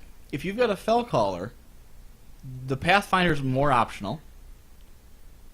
The Fearless, okay, yes, that's a loss. Sure. The Causing Fear, it's going to be a debatable use. That's debatable. It's a use that's once. Quotation marks, all you're really losing is those 2 inches of charge distance, right? Well, with speed 6 and reach, they're as fast as most infantry. True. I look at more of the UA as being extremely helpful after that first jam turn. When you're vengeancing in and charging in, then your opponent is going to clean up some of those Fen Blades that are now in combat range. Mm-hmm. So having the Fearless ensures that they're going to stick around, and any stragglers will be able to do a lot of work. Yeah, and that's a very valid point. Is for the Fearless. It's the biggest thing I don't have a defense against. But as compared to the UA for like the Krell Warriors and the Scattergunners, I feel that theirs is much less compulsory. It's very, very good. Mm-hmm. It should be taken when you have the opportunity. But it's not if you want to field this unit, you have to take the UA. Yeah. Although I will say a really neat trick with the UA is because if it's one of those anytime during activation routines, you can actually go ahead and get your unit up there and engaged and in trouble. And if they fail a fear check from casualties or a terror-causing entity coming up to them, during their turn you can use the no quarter to break the fear and get their full activation, the same way you would with like the pigs and their prayers. Mm-hmm. Yep. So, which is pretty sweet. Yeah, but the big thing about those Fen Blades is they've probably got the best overall engagement range out of anything in Trollbloods. Is they can leap across the board and have a very good engagement, and then it can really do to stop them. Yeah. A couple that with like when you have the UA that they're fearless during the process and they cause terror, can really snap an opponent's game plan in two. So they're very good. They're fairly easy to use. I would recommend bringing a Fellcaller along with them just because Mat 6 it's okay, but it's not good. Yep, I agree. So yeah, that's Fen Blades. They're pretty solid. But they're pretty basic. They don't have a lot of tricks and turns to them other than the standard 2-wave for Vengeance. Let them kill 2 or 3 guys and make no progress. Let Vengeance take its course.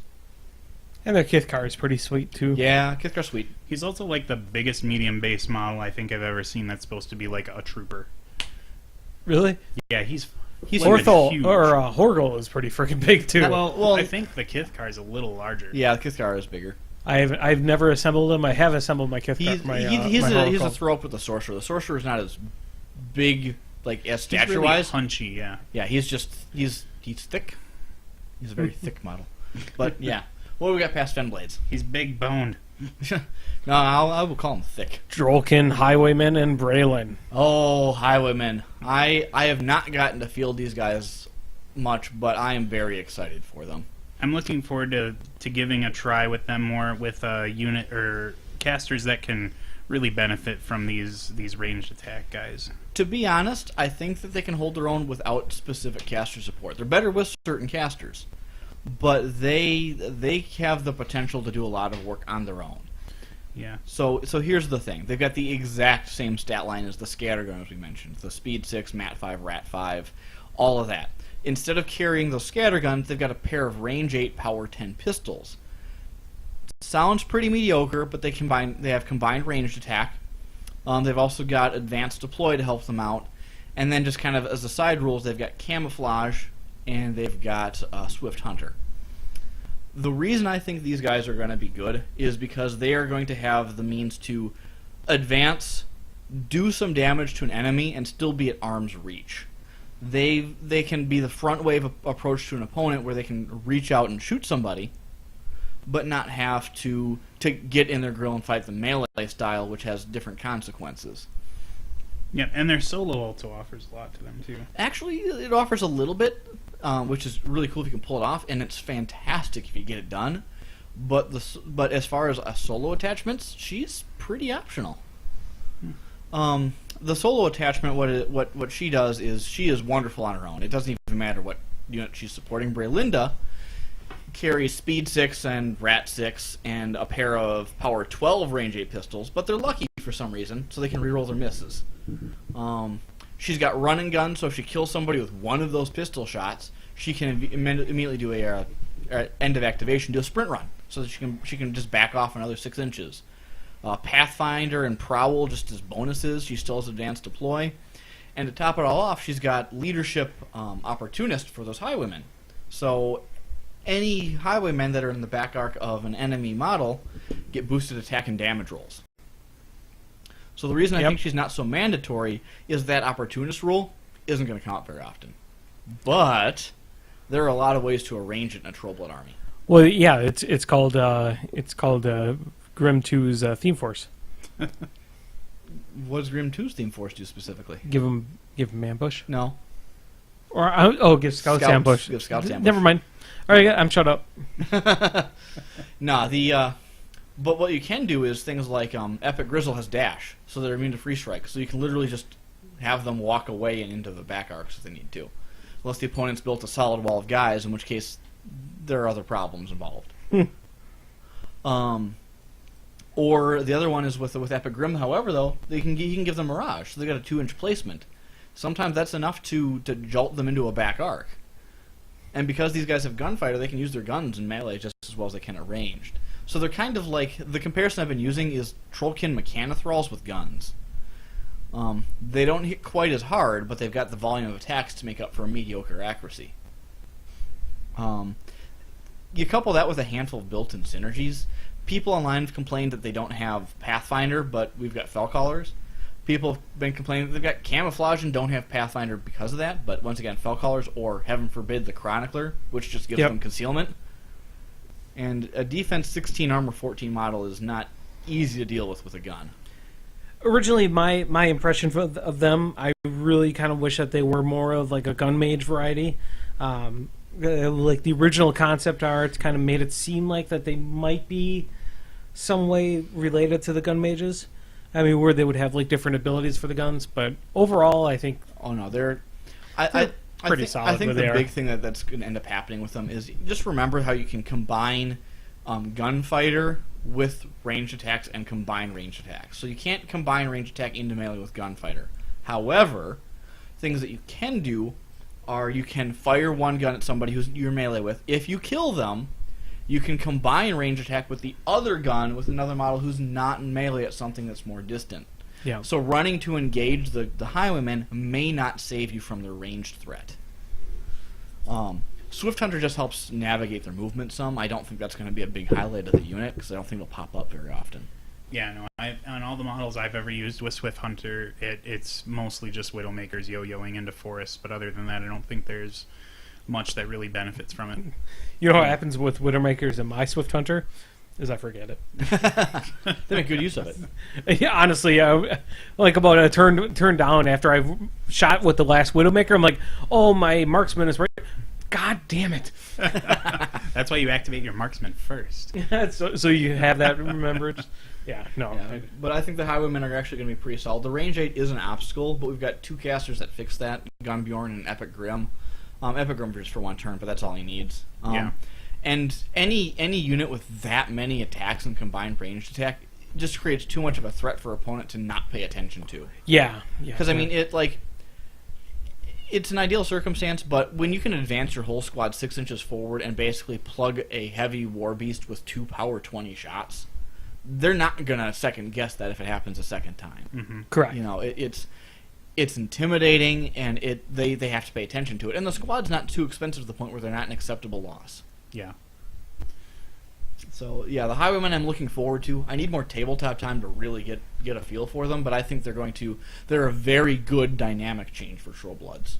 Yeah, that was the thing that I was most impressed with when I saw them, was like, oh, we're going to get some committed shooting units that aren't like guys with guns that used to fight. You know, like that's kind of what I feel like with Scattergunners and Sluggers. They're like big trolls who they'd rather swing their gun than shoot it. That kind of makes sense with the quick work ability with the Scattergunners, is that they want to go up and smash you in the face with the gun and then shoot something. Mm-hmm. Yeah, well, I mean, that was their original fluff, too. Their old Slaughterfest rules, which were not usable. It's very odd that Trollbloods are pretty much the ranged faction, or they really wanted Trollbloods to be the ranged faction for Hordes. Yeah. As compared to like other factions, like they really are pushing the ranged portion of what seems to be like a big beefy melee stick army. Exactly, and I think that's like one of the big dissonance that a lot of troll players experience when they get into them. Yeah, is like you come for the big guys who do crazy stuff, but you stay for some of the more like interesting dynamics of the game. Where with Circle, if you want to shoot, buddy, you're in the wrong faction. But Privateer wants it to be a shooty faction, though. Yeah, that's the weird thing. Well, at least the releases seem to push towards that direction. I think the big thing is Privateer wants the Trollbloods to be a faction that can do anything, but you gotta work for it. True, makes sense. Because like you can build a Trollkin gun line, it's not gonna be as good as a Signarin gun line. No way, no how. It's not gonna be as good as a Menoth gun line. Not gonna happen. But it's gonna be better than a Scorn gun line. Come on, man, Reefers are good. Animatrix, amazing. Yeah. Wait till that thing comes out. Wait. Oh. Yeah, but I mean, you take the reverse of that too. Trollbloods can build a melee force. True. Oh yeah. It's a melee force with a veil of a shooting force. Yeah. Well, but I mean, other things too. You can with Trollbloods, you can build a brick, or you can build a jam, or there are very few list types Trollbloods can't do. True, but they're not going to be as good as the ones that specialize in it, which is why they're always difficult online to handle. Yeah, is because someone's playing X faction and I can't do it that well. How do I fix it? Well, X faction. Use a different approach. My opponent is playing Crix. What do I do? I'm like, oh no, cry and go home usually, but tells them to play a fair faction. Yeah, right. So the Highwaymen and Braylen I'm really looking forward to. I really want to give them a go with Epic Grim some, because I think that could be some real trouble on the field. But I think they're a solid unit. Once again, don't try to shove them in everything. They don't work with a lot of the traditional Trollblood synergies. You can't just fell call them and fix them. You can't just battle lust them and fix them. No, you can't crusher with them. No, you can't do all these other things, but stop trying to do that with them. Yeah. Let them do their own thing. Yeah. Let them send 2 power 20 attacks into something. Or hell, 4 power 15 attacks still scares me. Yeah. So, yeah. Yeah, Highwaymen, pretty cool. Can't wait to play with some more. Want to get the models. So I feel like our next unit is going to take care of half of one of our casters. You know what? I will agree and disagree at the same time. Yep. Runes of War has ruined Prime Doom Shaper in such fact that was a decent caster even without Runes of War. Yeah. That said, this is a phenomenal 4-point unit. Everything about them makes them good. The fact that Runes of War makes them 3 points is what makes Runes of War so stellar. Yeah. Rune Shapers are easily my favorite unit in this game. The only real drawback for them is that they do not have any kind of fearless. You can't have it all. I know. They already have 5 wounds a shot, and they've got Pathfinder, and they've actually got they've got 2 magic spells, which are actually both pretty good. Yeah, 2 really. They have Quake basically. Yep, they've got Quake and they've got Rockhammer. Yep. And then they've got as an extra bonus, they've got Fearless, or not Fearless, Steady. Yep. Steady, and we should probably mention with them is their partner in arms, the Trollkin hero caster, Janessa, which if there was ever a crutch in Trollbloods, there it is. she's pretty awesome. I mean, she makes Trollkin Rune Shapers even better, is because then she grants them with the horrible ability of Force Lock. Yeah. Which means that any model that moves into the melee range of a Rune Shaper that's in command range of Janessa will stop their movement immediately. Yep. So if you want a thing that prevents charges, that's it. Yeah, though with Force Lock, Rune Shaper stop enemy models from flying over them. It just you get this wall the opponent has to kill before they can pass. And they're tough and steady. So if you do actually hit them and kill them, if you're hitting them in melee, generally it's going to be armor 17 because they're going to be close enough to Janessa, who is close enough to the stone. So they're tough to take out. They're just super sticky. The fact that they carry a power 14 AoE 3 means that they can take care of infantry. Yep. Tremor attack is a great disrupting force. A lot of people will often go, well, I'll Rockhammer to kill this one dude, but oftentimes you're better off tremoring to sit there and knock down 3 or 4. Yep. Because, like I said, most of the factions can't just stand models up with a fell color like the Trollkin can, so those 4 models are going to stand up, and they're going to kill your one Rune Shaper and cry. Yeah, and that one Rune Shaper will knock down. I mean, the rest of the unit is immune to knockdown anyway, so they don't care that he goes up there and goes boom, they're all down, and then you could Rockhammer it with the other 2 guys and just murder it. Or more often than not, what I ended with Rune Shapers is the trio of them end up tremoring, and then the pygmy Bushwhackers or Burrowers show up and go, knock down targets, you say? Yep. Easy hits, you say? Yeah, and even then, even when you're hitting them with blast damage at armor 17, blast damage will just generally be thrown on the wayside. Unless you roll balls out damage. Yeah, and it'll happen sometimes. But yeah, they're very, very versatile 4-point units. And with Doom Shaper and Runes of War, they're a 3-point unit and they're so fantastic, why aren't you taking more? Yeah. You know? Pathfinder plus 5 wounds a model, armor 17, with Force Lock with a really ridiculously awesome solo character. They're just a team. Very, very solid. Something you have to They take. do get shut down really hard by like druids or any enemy. Circle. Yeah, circle in general, or any caster that can shut down spell casting. Because a Mat 6 Power 10 weapon is not impressive at all. Did I tell you about the time I traveled to a tournament where we were playing a single list elimination? I do recall that, and yeah, you were crying bloody tears when you went up against Cromac. No. Well, first game I think was against Harbinger, against all anti-magic troops. That seems appropriate. Seems pretty appropriate. And then I took on Cromac, and then I took on Kruger with a bunch of druids, and then I took on I think Harbinger again, and then I think my final match was going to end up being against Gorshade 2. Who's got his siphon? Yep. Power siphon or whatever it is that does damage to every time I cast a spell. So yeah, fuck that thing. So they've got some hard matchups, but like even though they got their hero solo of Janessa stands on her own accolades so well. Yeah. She, like I said, she's a major Trollblood crutch because she's got a wall generating spell. She can. I believe she's the only solo in the game capable of generating a wall outside of casters. Or the only model in the game. Correct. And it's not like any of the other solos or the other casters in the game. Let's say if you're playing a 2-caster with Gorton, you kill Gorton, that wall goes away. Yeah. Janessa, if you actually kill her wall stays in play until the next turn. Yep. She has the same ability as the Rune Shapers with Rock Hammer, which is a great ability. If you critically hit with that, you knock everything down in the AoE. And she's also got Tectonic Shift. Which is the ability everyone who fields Janessa forgets she has, and it's a game winner. Yeah. I mean, generally most people don't play it, but when they do, I agree with you. Basically, I think it's enemy models within 5 inches of her. I think. Within 3, I almost want to say. I don't think it's that far. It's like 3 inches. I don't think it's 5. Yeah. But basically, they immediately get pushed towards one of the cardinal directions on the board. 3 inches. It's within 3 inches of her? Yeah, that's what I thought. It's basically the same thing as like Gorton's feet. In a sense, you choose a table scale. edge, and then she moves things. Yeah.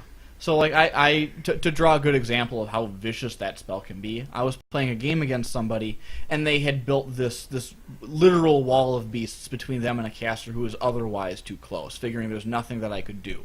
And I literally just took Janessa and shoved them all over 2 inches. And suddenly I had a dead-on clear shot at their caster. 3 inches. Oh, 3 inches. Okay, even better. 3 inches, 3 inches. So that's an easy way to remember it. Yeah. And so it's the most important tip you can ever have when playing Janessa is don't assume she is a wall dispenser. She is a vending machine that happens to sell walls. She's also got armor piercing on her attack. Yeah. Yeah, that does. Which Can be once in a while. Once in a while, but I mean, like That's most people brutal. don't expect it though. I mean, because usually she's such a support model. Not many support models hit that hard. Yeah, No. she's usually back there with the UA, not the UA, but the caster attachment. Yeah.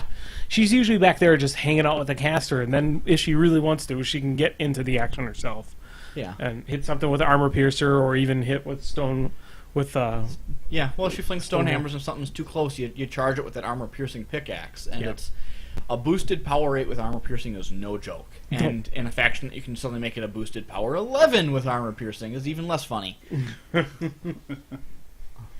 Pretty fun though. Yeah, she's really good, but don't lean on her too hard. She's got the same problems Maul does, where she is so bloody good. She's one of the reasons character restrictions exist.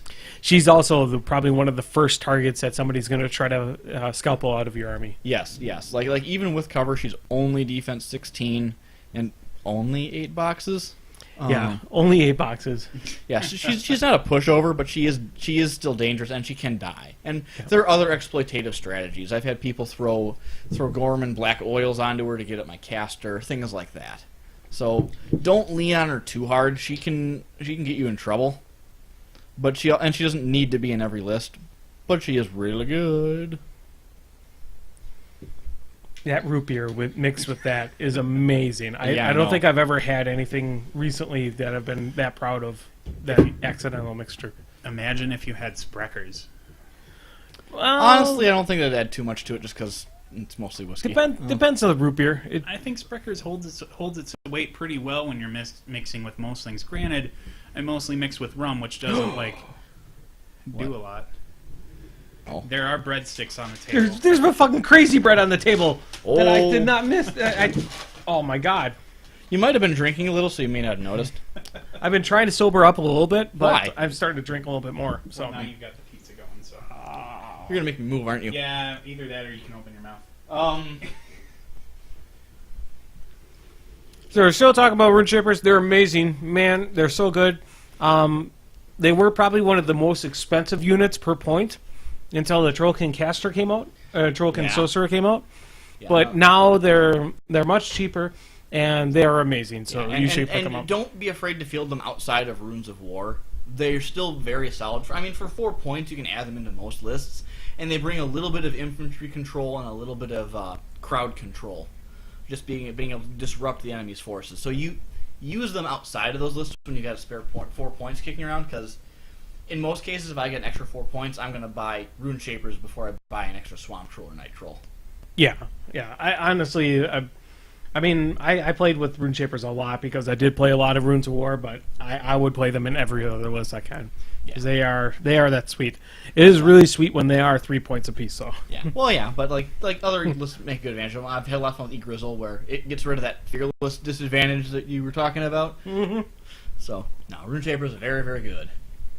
All right, I'll go to the next one here. We got Trollkin Scouts.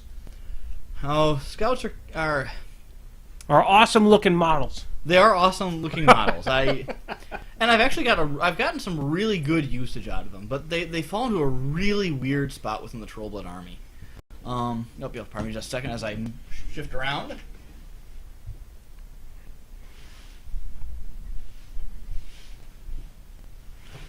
I should probably rearrange the podcast room here so we can make it easily accessible for us gamer types. Or I could just lose some weight. Maybe go for a I think it'd be easier for me to modify the... I'm just talking from my own experience. I am a little overweight as well, but so I think it'd be easier for me to rearrange a room than to lose weight. Maybe, I mean, like, we're drinking copious amounts of alcohol and soda and eating pizza and bread. Coordination might be a problem regardless of weight at this point. So good. Yeah. So Scouts. The reason I like Scouts is, for most intents and purposes, they're actually independent of most of the Trollblood army. I like turtles. I mean, I get the reference, but what? I think he's just happy to have a breadstick. Mm-hmm. Oh, okay. Speaking of, may I have one? No. Did you pay for said breadsticks? I have the whole bag. I'll hit you up later. All right, that's fine.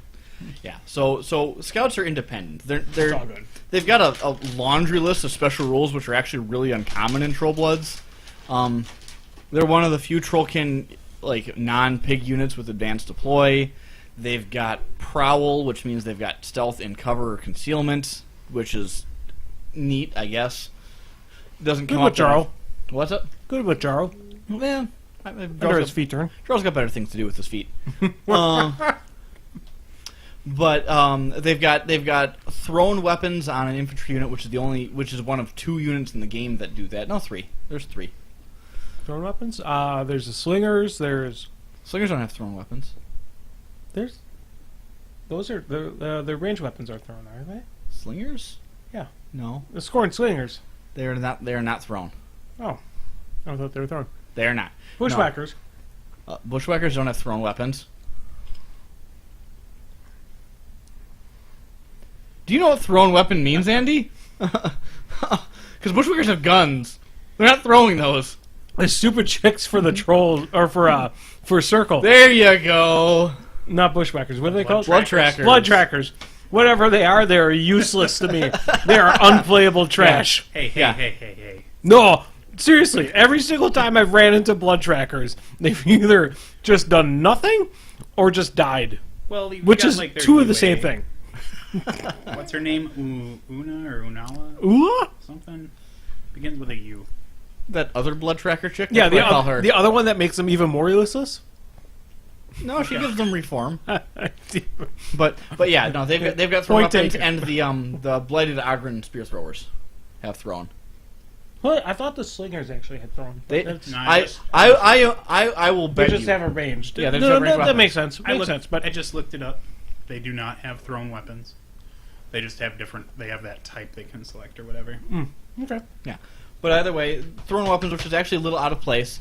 They've got assault on those weapons, and they've got hunter, so they can ignore concealment and cover when they throw those weapons, and they can see through forests.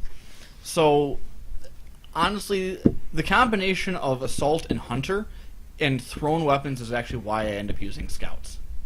I tend to put them up on the front line, and they're a very early form of engagement, because at their very worst, if you just need to throw them away, they can assault from their starting line.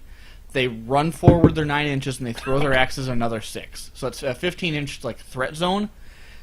Granted, it's with a Rat 5 throwing axe, but that Rat 5 throwing axe ignores cover and concealment and line of sight for woods purposes. So it can be threatening. The most use I actually have out of them is when I start combining them with certain dirty caster tricks. The big one I use a lot is Prime Grizzle.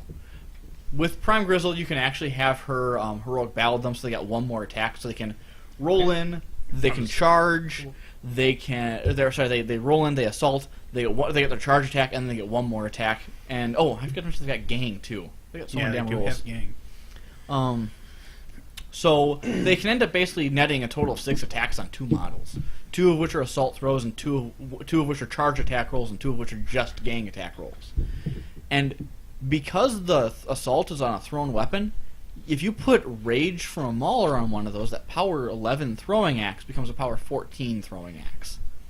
That power 14 axe in melee becomes power 16 from gang if he's got a buddy. So with just 2 scouts, and 2 casts of Rage, I am able to dish out 2 power 14s and 4 power 16s. What do you do? I'm looking at the video to see how much, because it's on a delay, so I'm watching the live stream, and I'm seeing that the live stream of how much was in the bottle before I just poured it into the 2 cups here. Oops. And, and I stuff. think you're going to need to get a hold of Jeremy again. Jesus Christ. Yeah, you're not leaving this apartment. Well, it's a good thing I live here. There you go, sir. My couch is comfortable, if you guys... Might not be comfortable to cuddle on, though. No, well, there's 2 couches. Oh, man. Yeah. That makes it even and I've easier. got cots. So, I come prepared for drunken shenanigans. Or conventions, because getting a cot at one of those things, fucking sucks. impossible. Uh-huh. Yikes. Word for the wise, buy cots or air mattresses if you're going to a convention. Air mattress is horrible. I did when I went to Lock and Load 2 years ago. I ended up buying an air mattress at some kind of store for like $30, which ironically was cheaper than what it would cost me to get the cot from a hotel for each day. Because each day they were going to charge me about $25 a day, and I was there for 3 days. So I bought a cot for $30. Works. Or I bought An air mattress. Air mattress for $30. Was it one of those like single layer self pumping ones? It was not a self pumping. I had to pump it myself. Okay. And it was a queen, so it took up so much space on the floor. You got to get a double stack twin. That's where it's at. But it was comfortable, and I gave the cot to Jen Akuda when I was done, or gave the mattress to Jen Akuda when I was done, which made somebody else happy too. Yep. That's what it's all about. What were we talking about? We were talking about scouts. Scouts. But I think they've run their course, right? Yeah, I mean, yeah, they're very niche. I'm not gonna say they're bad, but they don't fall into most lists very easily. They're not warders or anything. Yeah, they're. Is that what our next one is? Nope. Oh, No, okay. we've got. Nope. What's the other S word? Come on. We'll let you think of up the property. I'm not good at thinking. No. I could just start with the S. And the L U G G E R S. Sluggers. I have nothing nice to say about Sluggers. They are the worst spend of points in Trollbloods, if not the game. but they rolled D3. Come on. You have honestly been really positive through this entire process. And I got nothing nice to say about Sluggers. Sluggers. It's either the booze talking, or maybe he just really hates sluggers. I tried with Sluggers. Sluggers have so many problems, it's unreal. So, they've got their Speed 5, Mat 5, Rat 5, Defense 12, Armor 14, and 5 hitboxes. Yep. It sounds impressive, right? Yeah. How much do they cost? Yeah, 5 points for 3, 8 points for 5. Yeah. So, from a defensive standpoint, the Rune Shapers are already better. Even before you count the point cost. Yeah. So, to make them better, they've got a devastating power 10 melee attack for when they get engaged at their Mat 5. Hey. It's 11. Oh, okay. It's 11. I'll give them that. Yeah. Come on. Don't get shit wrong. You've been so good so far. Yeah, so they're devastating power 11 Mat 5. So yes, you can fell call them, but you know what? They're going to kill 5 guys tops. Yeah. If they're lucky and feeling good. So, what do they get to make up for it? A power 13 range gun at range 10, right? Sounds impressive, right? It's better if they forfeit their movement to aim, they get D3 shots. Or if you roll like me, they get 1. You know what's really impressive? 8 points for 5 Rat 7 Power 13 shots. They do look awesome. Oh, they're fantastic models, but they don't do anything. Yeah, that's very true. I have tried multiple different ways of fixing them. You take them with Egrim to mirage them and step them out of combat. You know what? Nobody engages them, so they don't get to do it. Or they engage other models and they can't shoot into melee. That wouldn't save them. I've tried them with Gunbjorn to sit there and explosivo them and give them snipe. So they got a decent range now, so they still get 1 round of shooting as opposed to 0. Sure. And then the first shot can be an AoE at power 7, which is actually kind of nice. Makes sense. But I just spent 3 Fury doing that. Yeah. Yeah. On a 5.8 unit. Yeah. And so past all that, like, okay, maybe Egrim will help them out because, like I said, Mirage, and then you can use his feet and they can shoot out 14 just at 1 round. And so they'll do things, and then you get so few damage rolls. If I wanted 5 power 13 attack rolls, I would use 5 Fen Blades and a Krellstone. You know how much that would cost me? 4-6. Yeah. Well, I mean that would it'd actually be more than that, a little bit. It would be 5 points for the Fen Blades, and then 3 points for the stone, so it's 8 points. But guess what? I would have had to spend for 5 Scattergunners or Sluggers. 8 points. Yeah. Yeah. The only thing that could possibly save them is some kind of game-changing UA for them. There are ideas I've bounced around that will fix these guys. The giving them an access to a covering fire template, so they don't have to be shooting things, but they can support the army. If you gave them gunfighter, and they could forfeit aim and get D3 gunfighter shots, that could be really useful for them. You can't forfeit when you're a melee, though. Actually, you can. To get a bonus, no. I don't care about the bonus. I want the D3 shots. Okay, that's fine. That's fine. I thought you were talking about trying to bonus for rat and melee. Nope. You can't do that. No, Unfortunately. but even gunfighters, so they can forfeit their move and have D3 attacks instead of 1 in melee, or because of gunfighter, 1 kill the enemy and 2 more to fire out. Yeah, they're just so awful, and nothing in the army helps them enough. They're too expensive and too fragile. Because you want to know a grim comparison? Let's take these sluggers and hold them side by side to the Blighted Ogren spearmen. Yeah. The Blighted Ogren spearmen are faster. They're 5'8". They're also 5'8". Yep. But 5'8" for 6, not for 5. Correct. The Ogren, I believe, are defense 12, armor 16, with 8 boxes. The Ogren are power and strength 13 in melee. They only get 1 shot with their power and strength 13 thrown spear, but they've also got assault with it. Yeah. And their UA gives them prey, so it's power and strength 15 against a lot of targets. And they're also Rat 5. So, Yeah. I know you're not supposed to cross compare, but in every circumstance where those spear throwers are not at 9 inches away and the sluggers are allowed to aim and get 3 shots apiece, the spear throwers are better. Yeah. I don't like your terminology, sir. Spear throwers? Yeah. Is that I apologize if it takes any offense to anybody, but they throw spears. It's what they do. I know. I'm just... Yeah, I'm super optimistic about a lot of things, but oh my god, sluggers need something bad. Mm-hmm. They are... Rancid. Oh, yeah.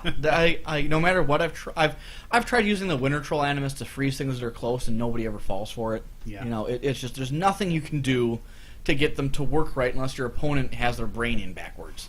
Well, and with me, I didn't really look a whole lot at the sluggers because when I look at Trollbloods, I'm more of like a melee-centric person. So I'll always look at the melee stuff first, and sluggers were at the very bottom of my list of things to look at. And as in my ignorance, I had always thought they were like 5'8" for 5'10", and I was like, it's not bad. Oh yeah, that'd be good at that point. And for 5 wounds, I was like, yeah, it's not terrible. But finding out that they're 5'8" for 5 with 5 wounds is just like... Yeah, well, you do the math breakdown on that. They're armor 14. So a combined power and strength 19 shot will still one-shot them. You know what's capable of doing that?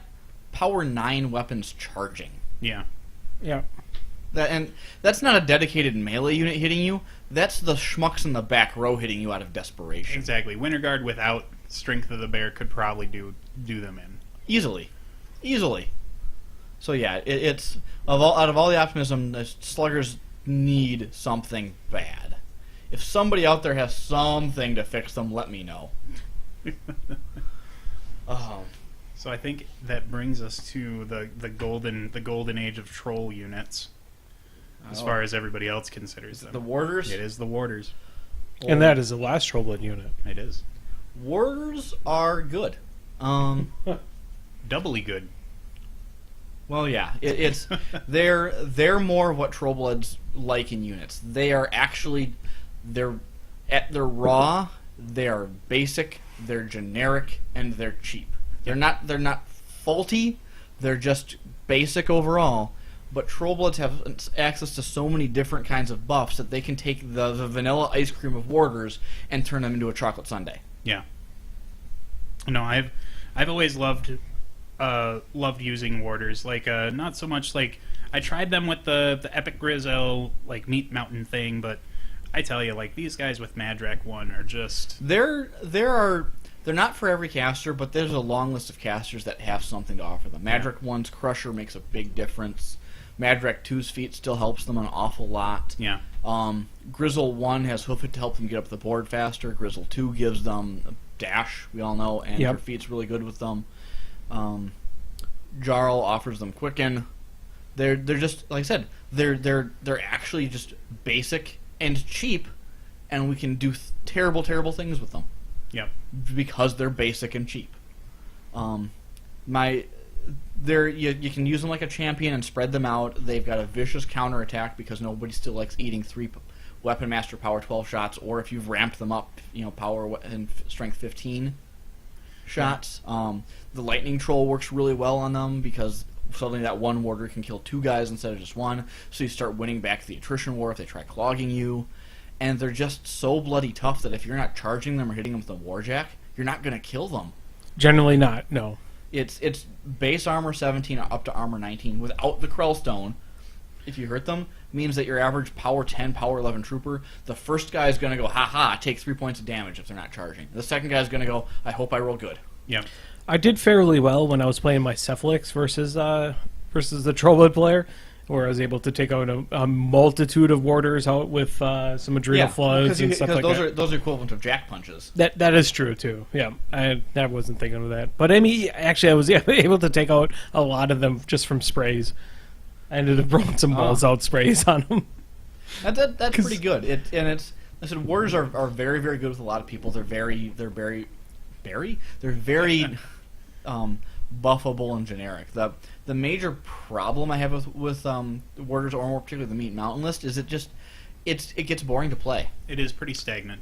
Meat Mountain is a list archetype that is basically you're presenting so much stuff your opponent can't kill. You're waiting for them to make a mistake to capitalize on it.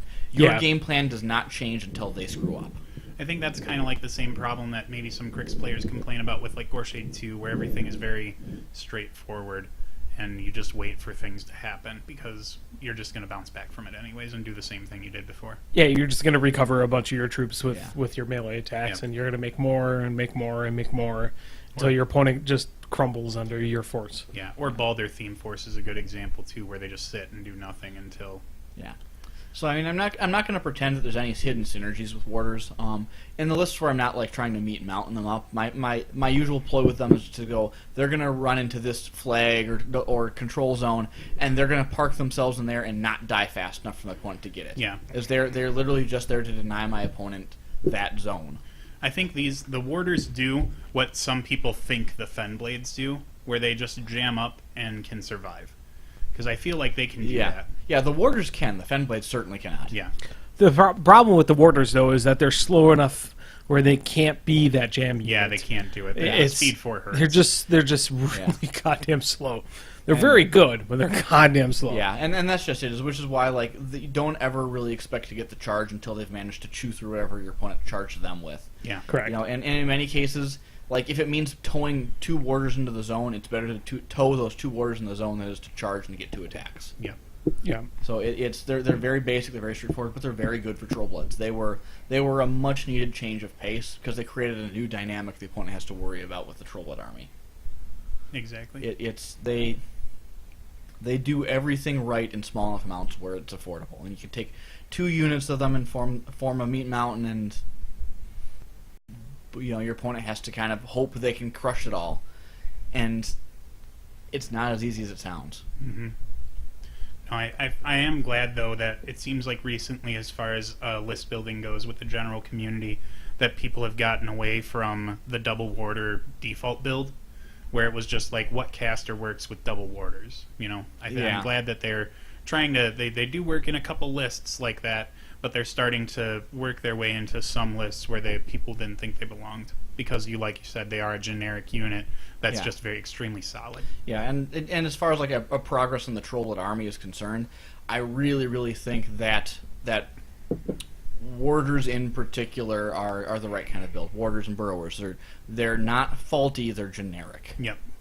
And that was a problem with Trollbloods in Mark 1 a lot of times, is things weren't generic, they were faulty, and you had to buff them to bring them to par. So, yeah, warders are good. If I'd recommend investing in at least one unit. You can go for a second and play Meat Mountain, but I find it boring.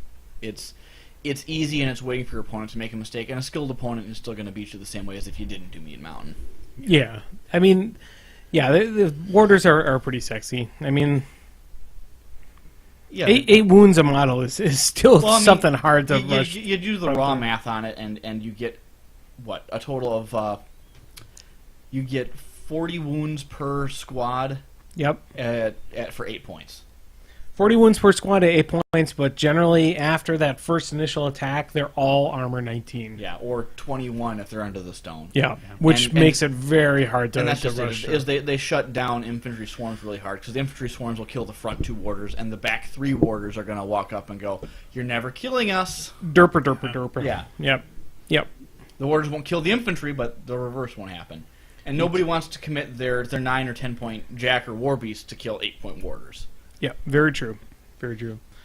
So I guess probably the other thing, what I'm going to do is, since we just finished up with solos here, I'm going to go ahead and take a minute break here, so everyone else can go pee, and also so I can go save this file here, so we can make sure that we have audio podcasts later on.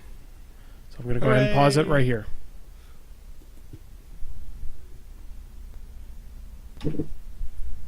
Well, actually, the video podcast will actually still see it, but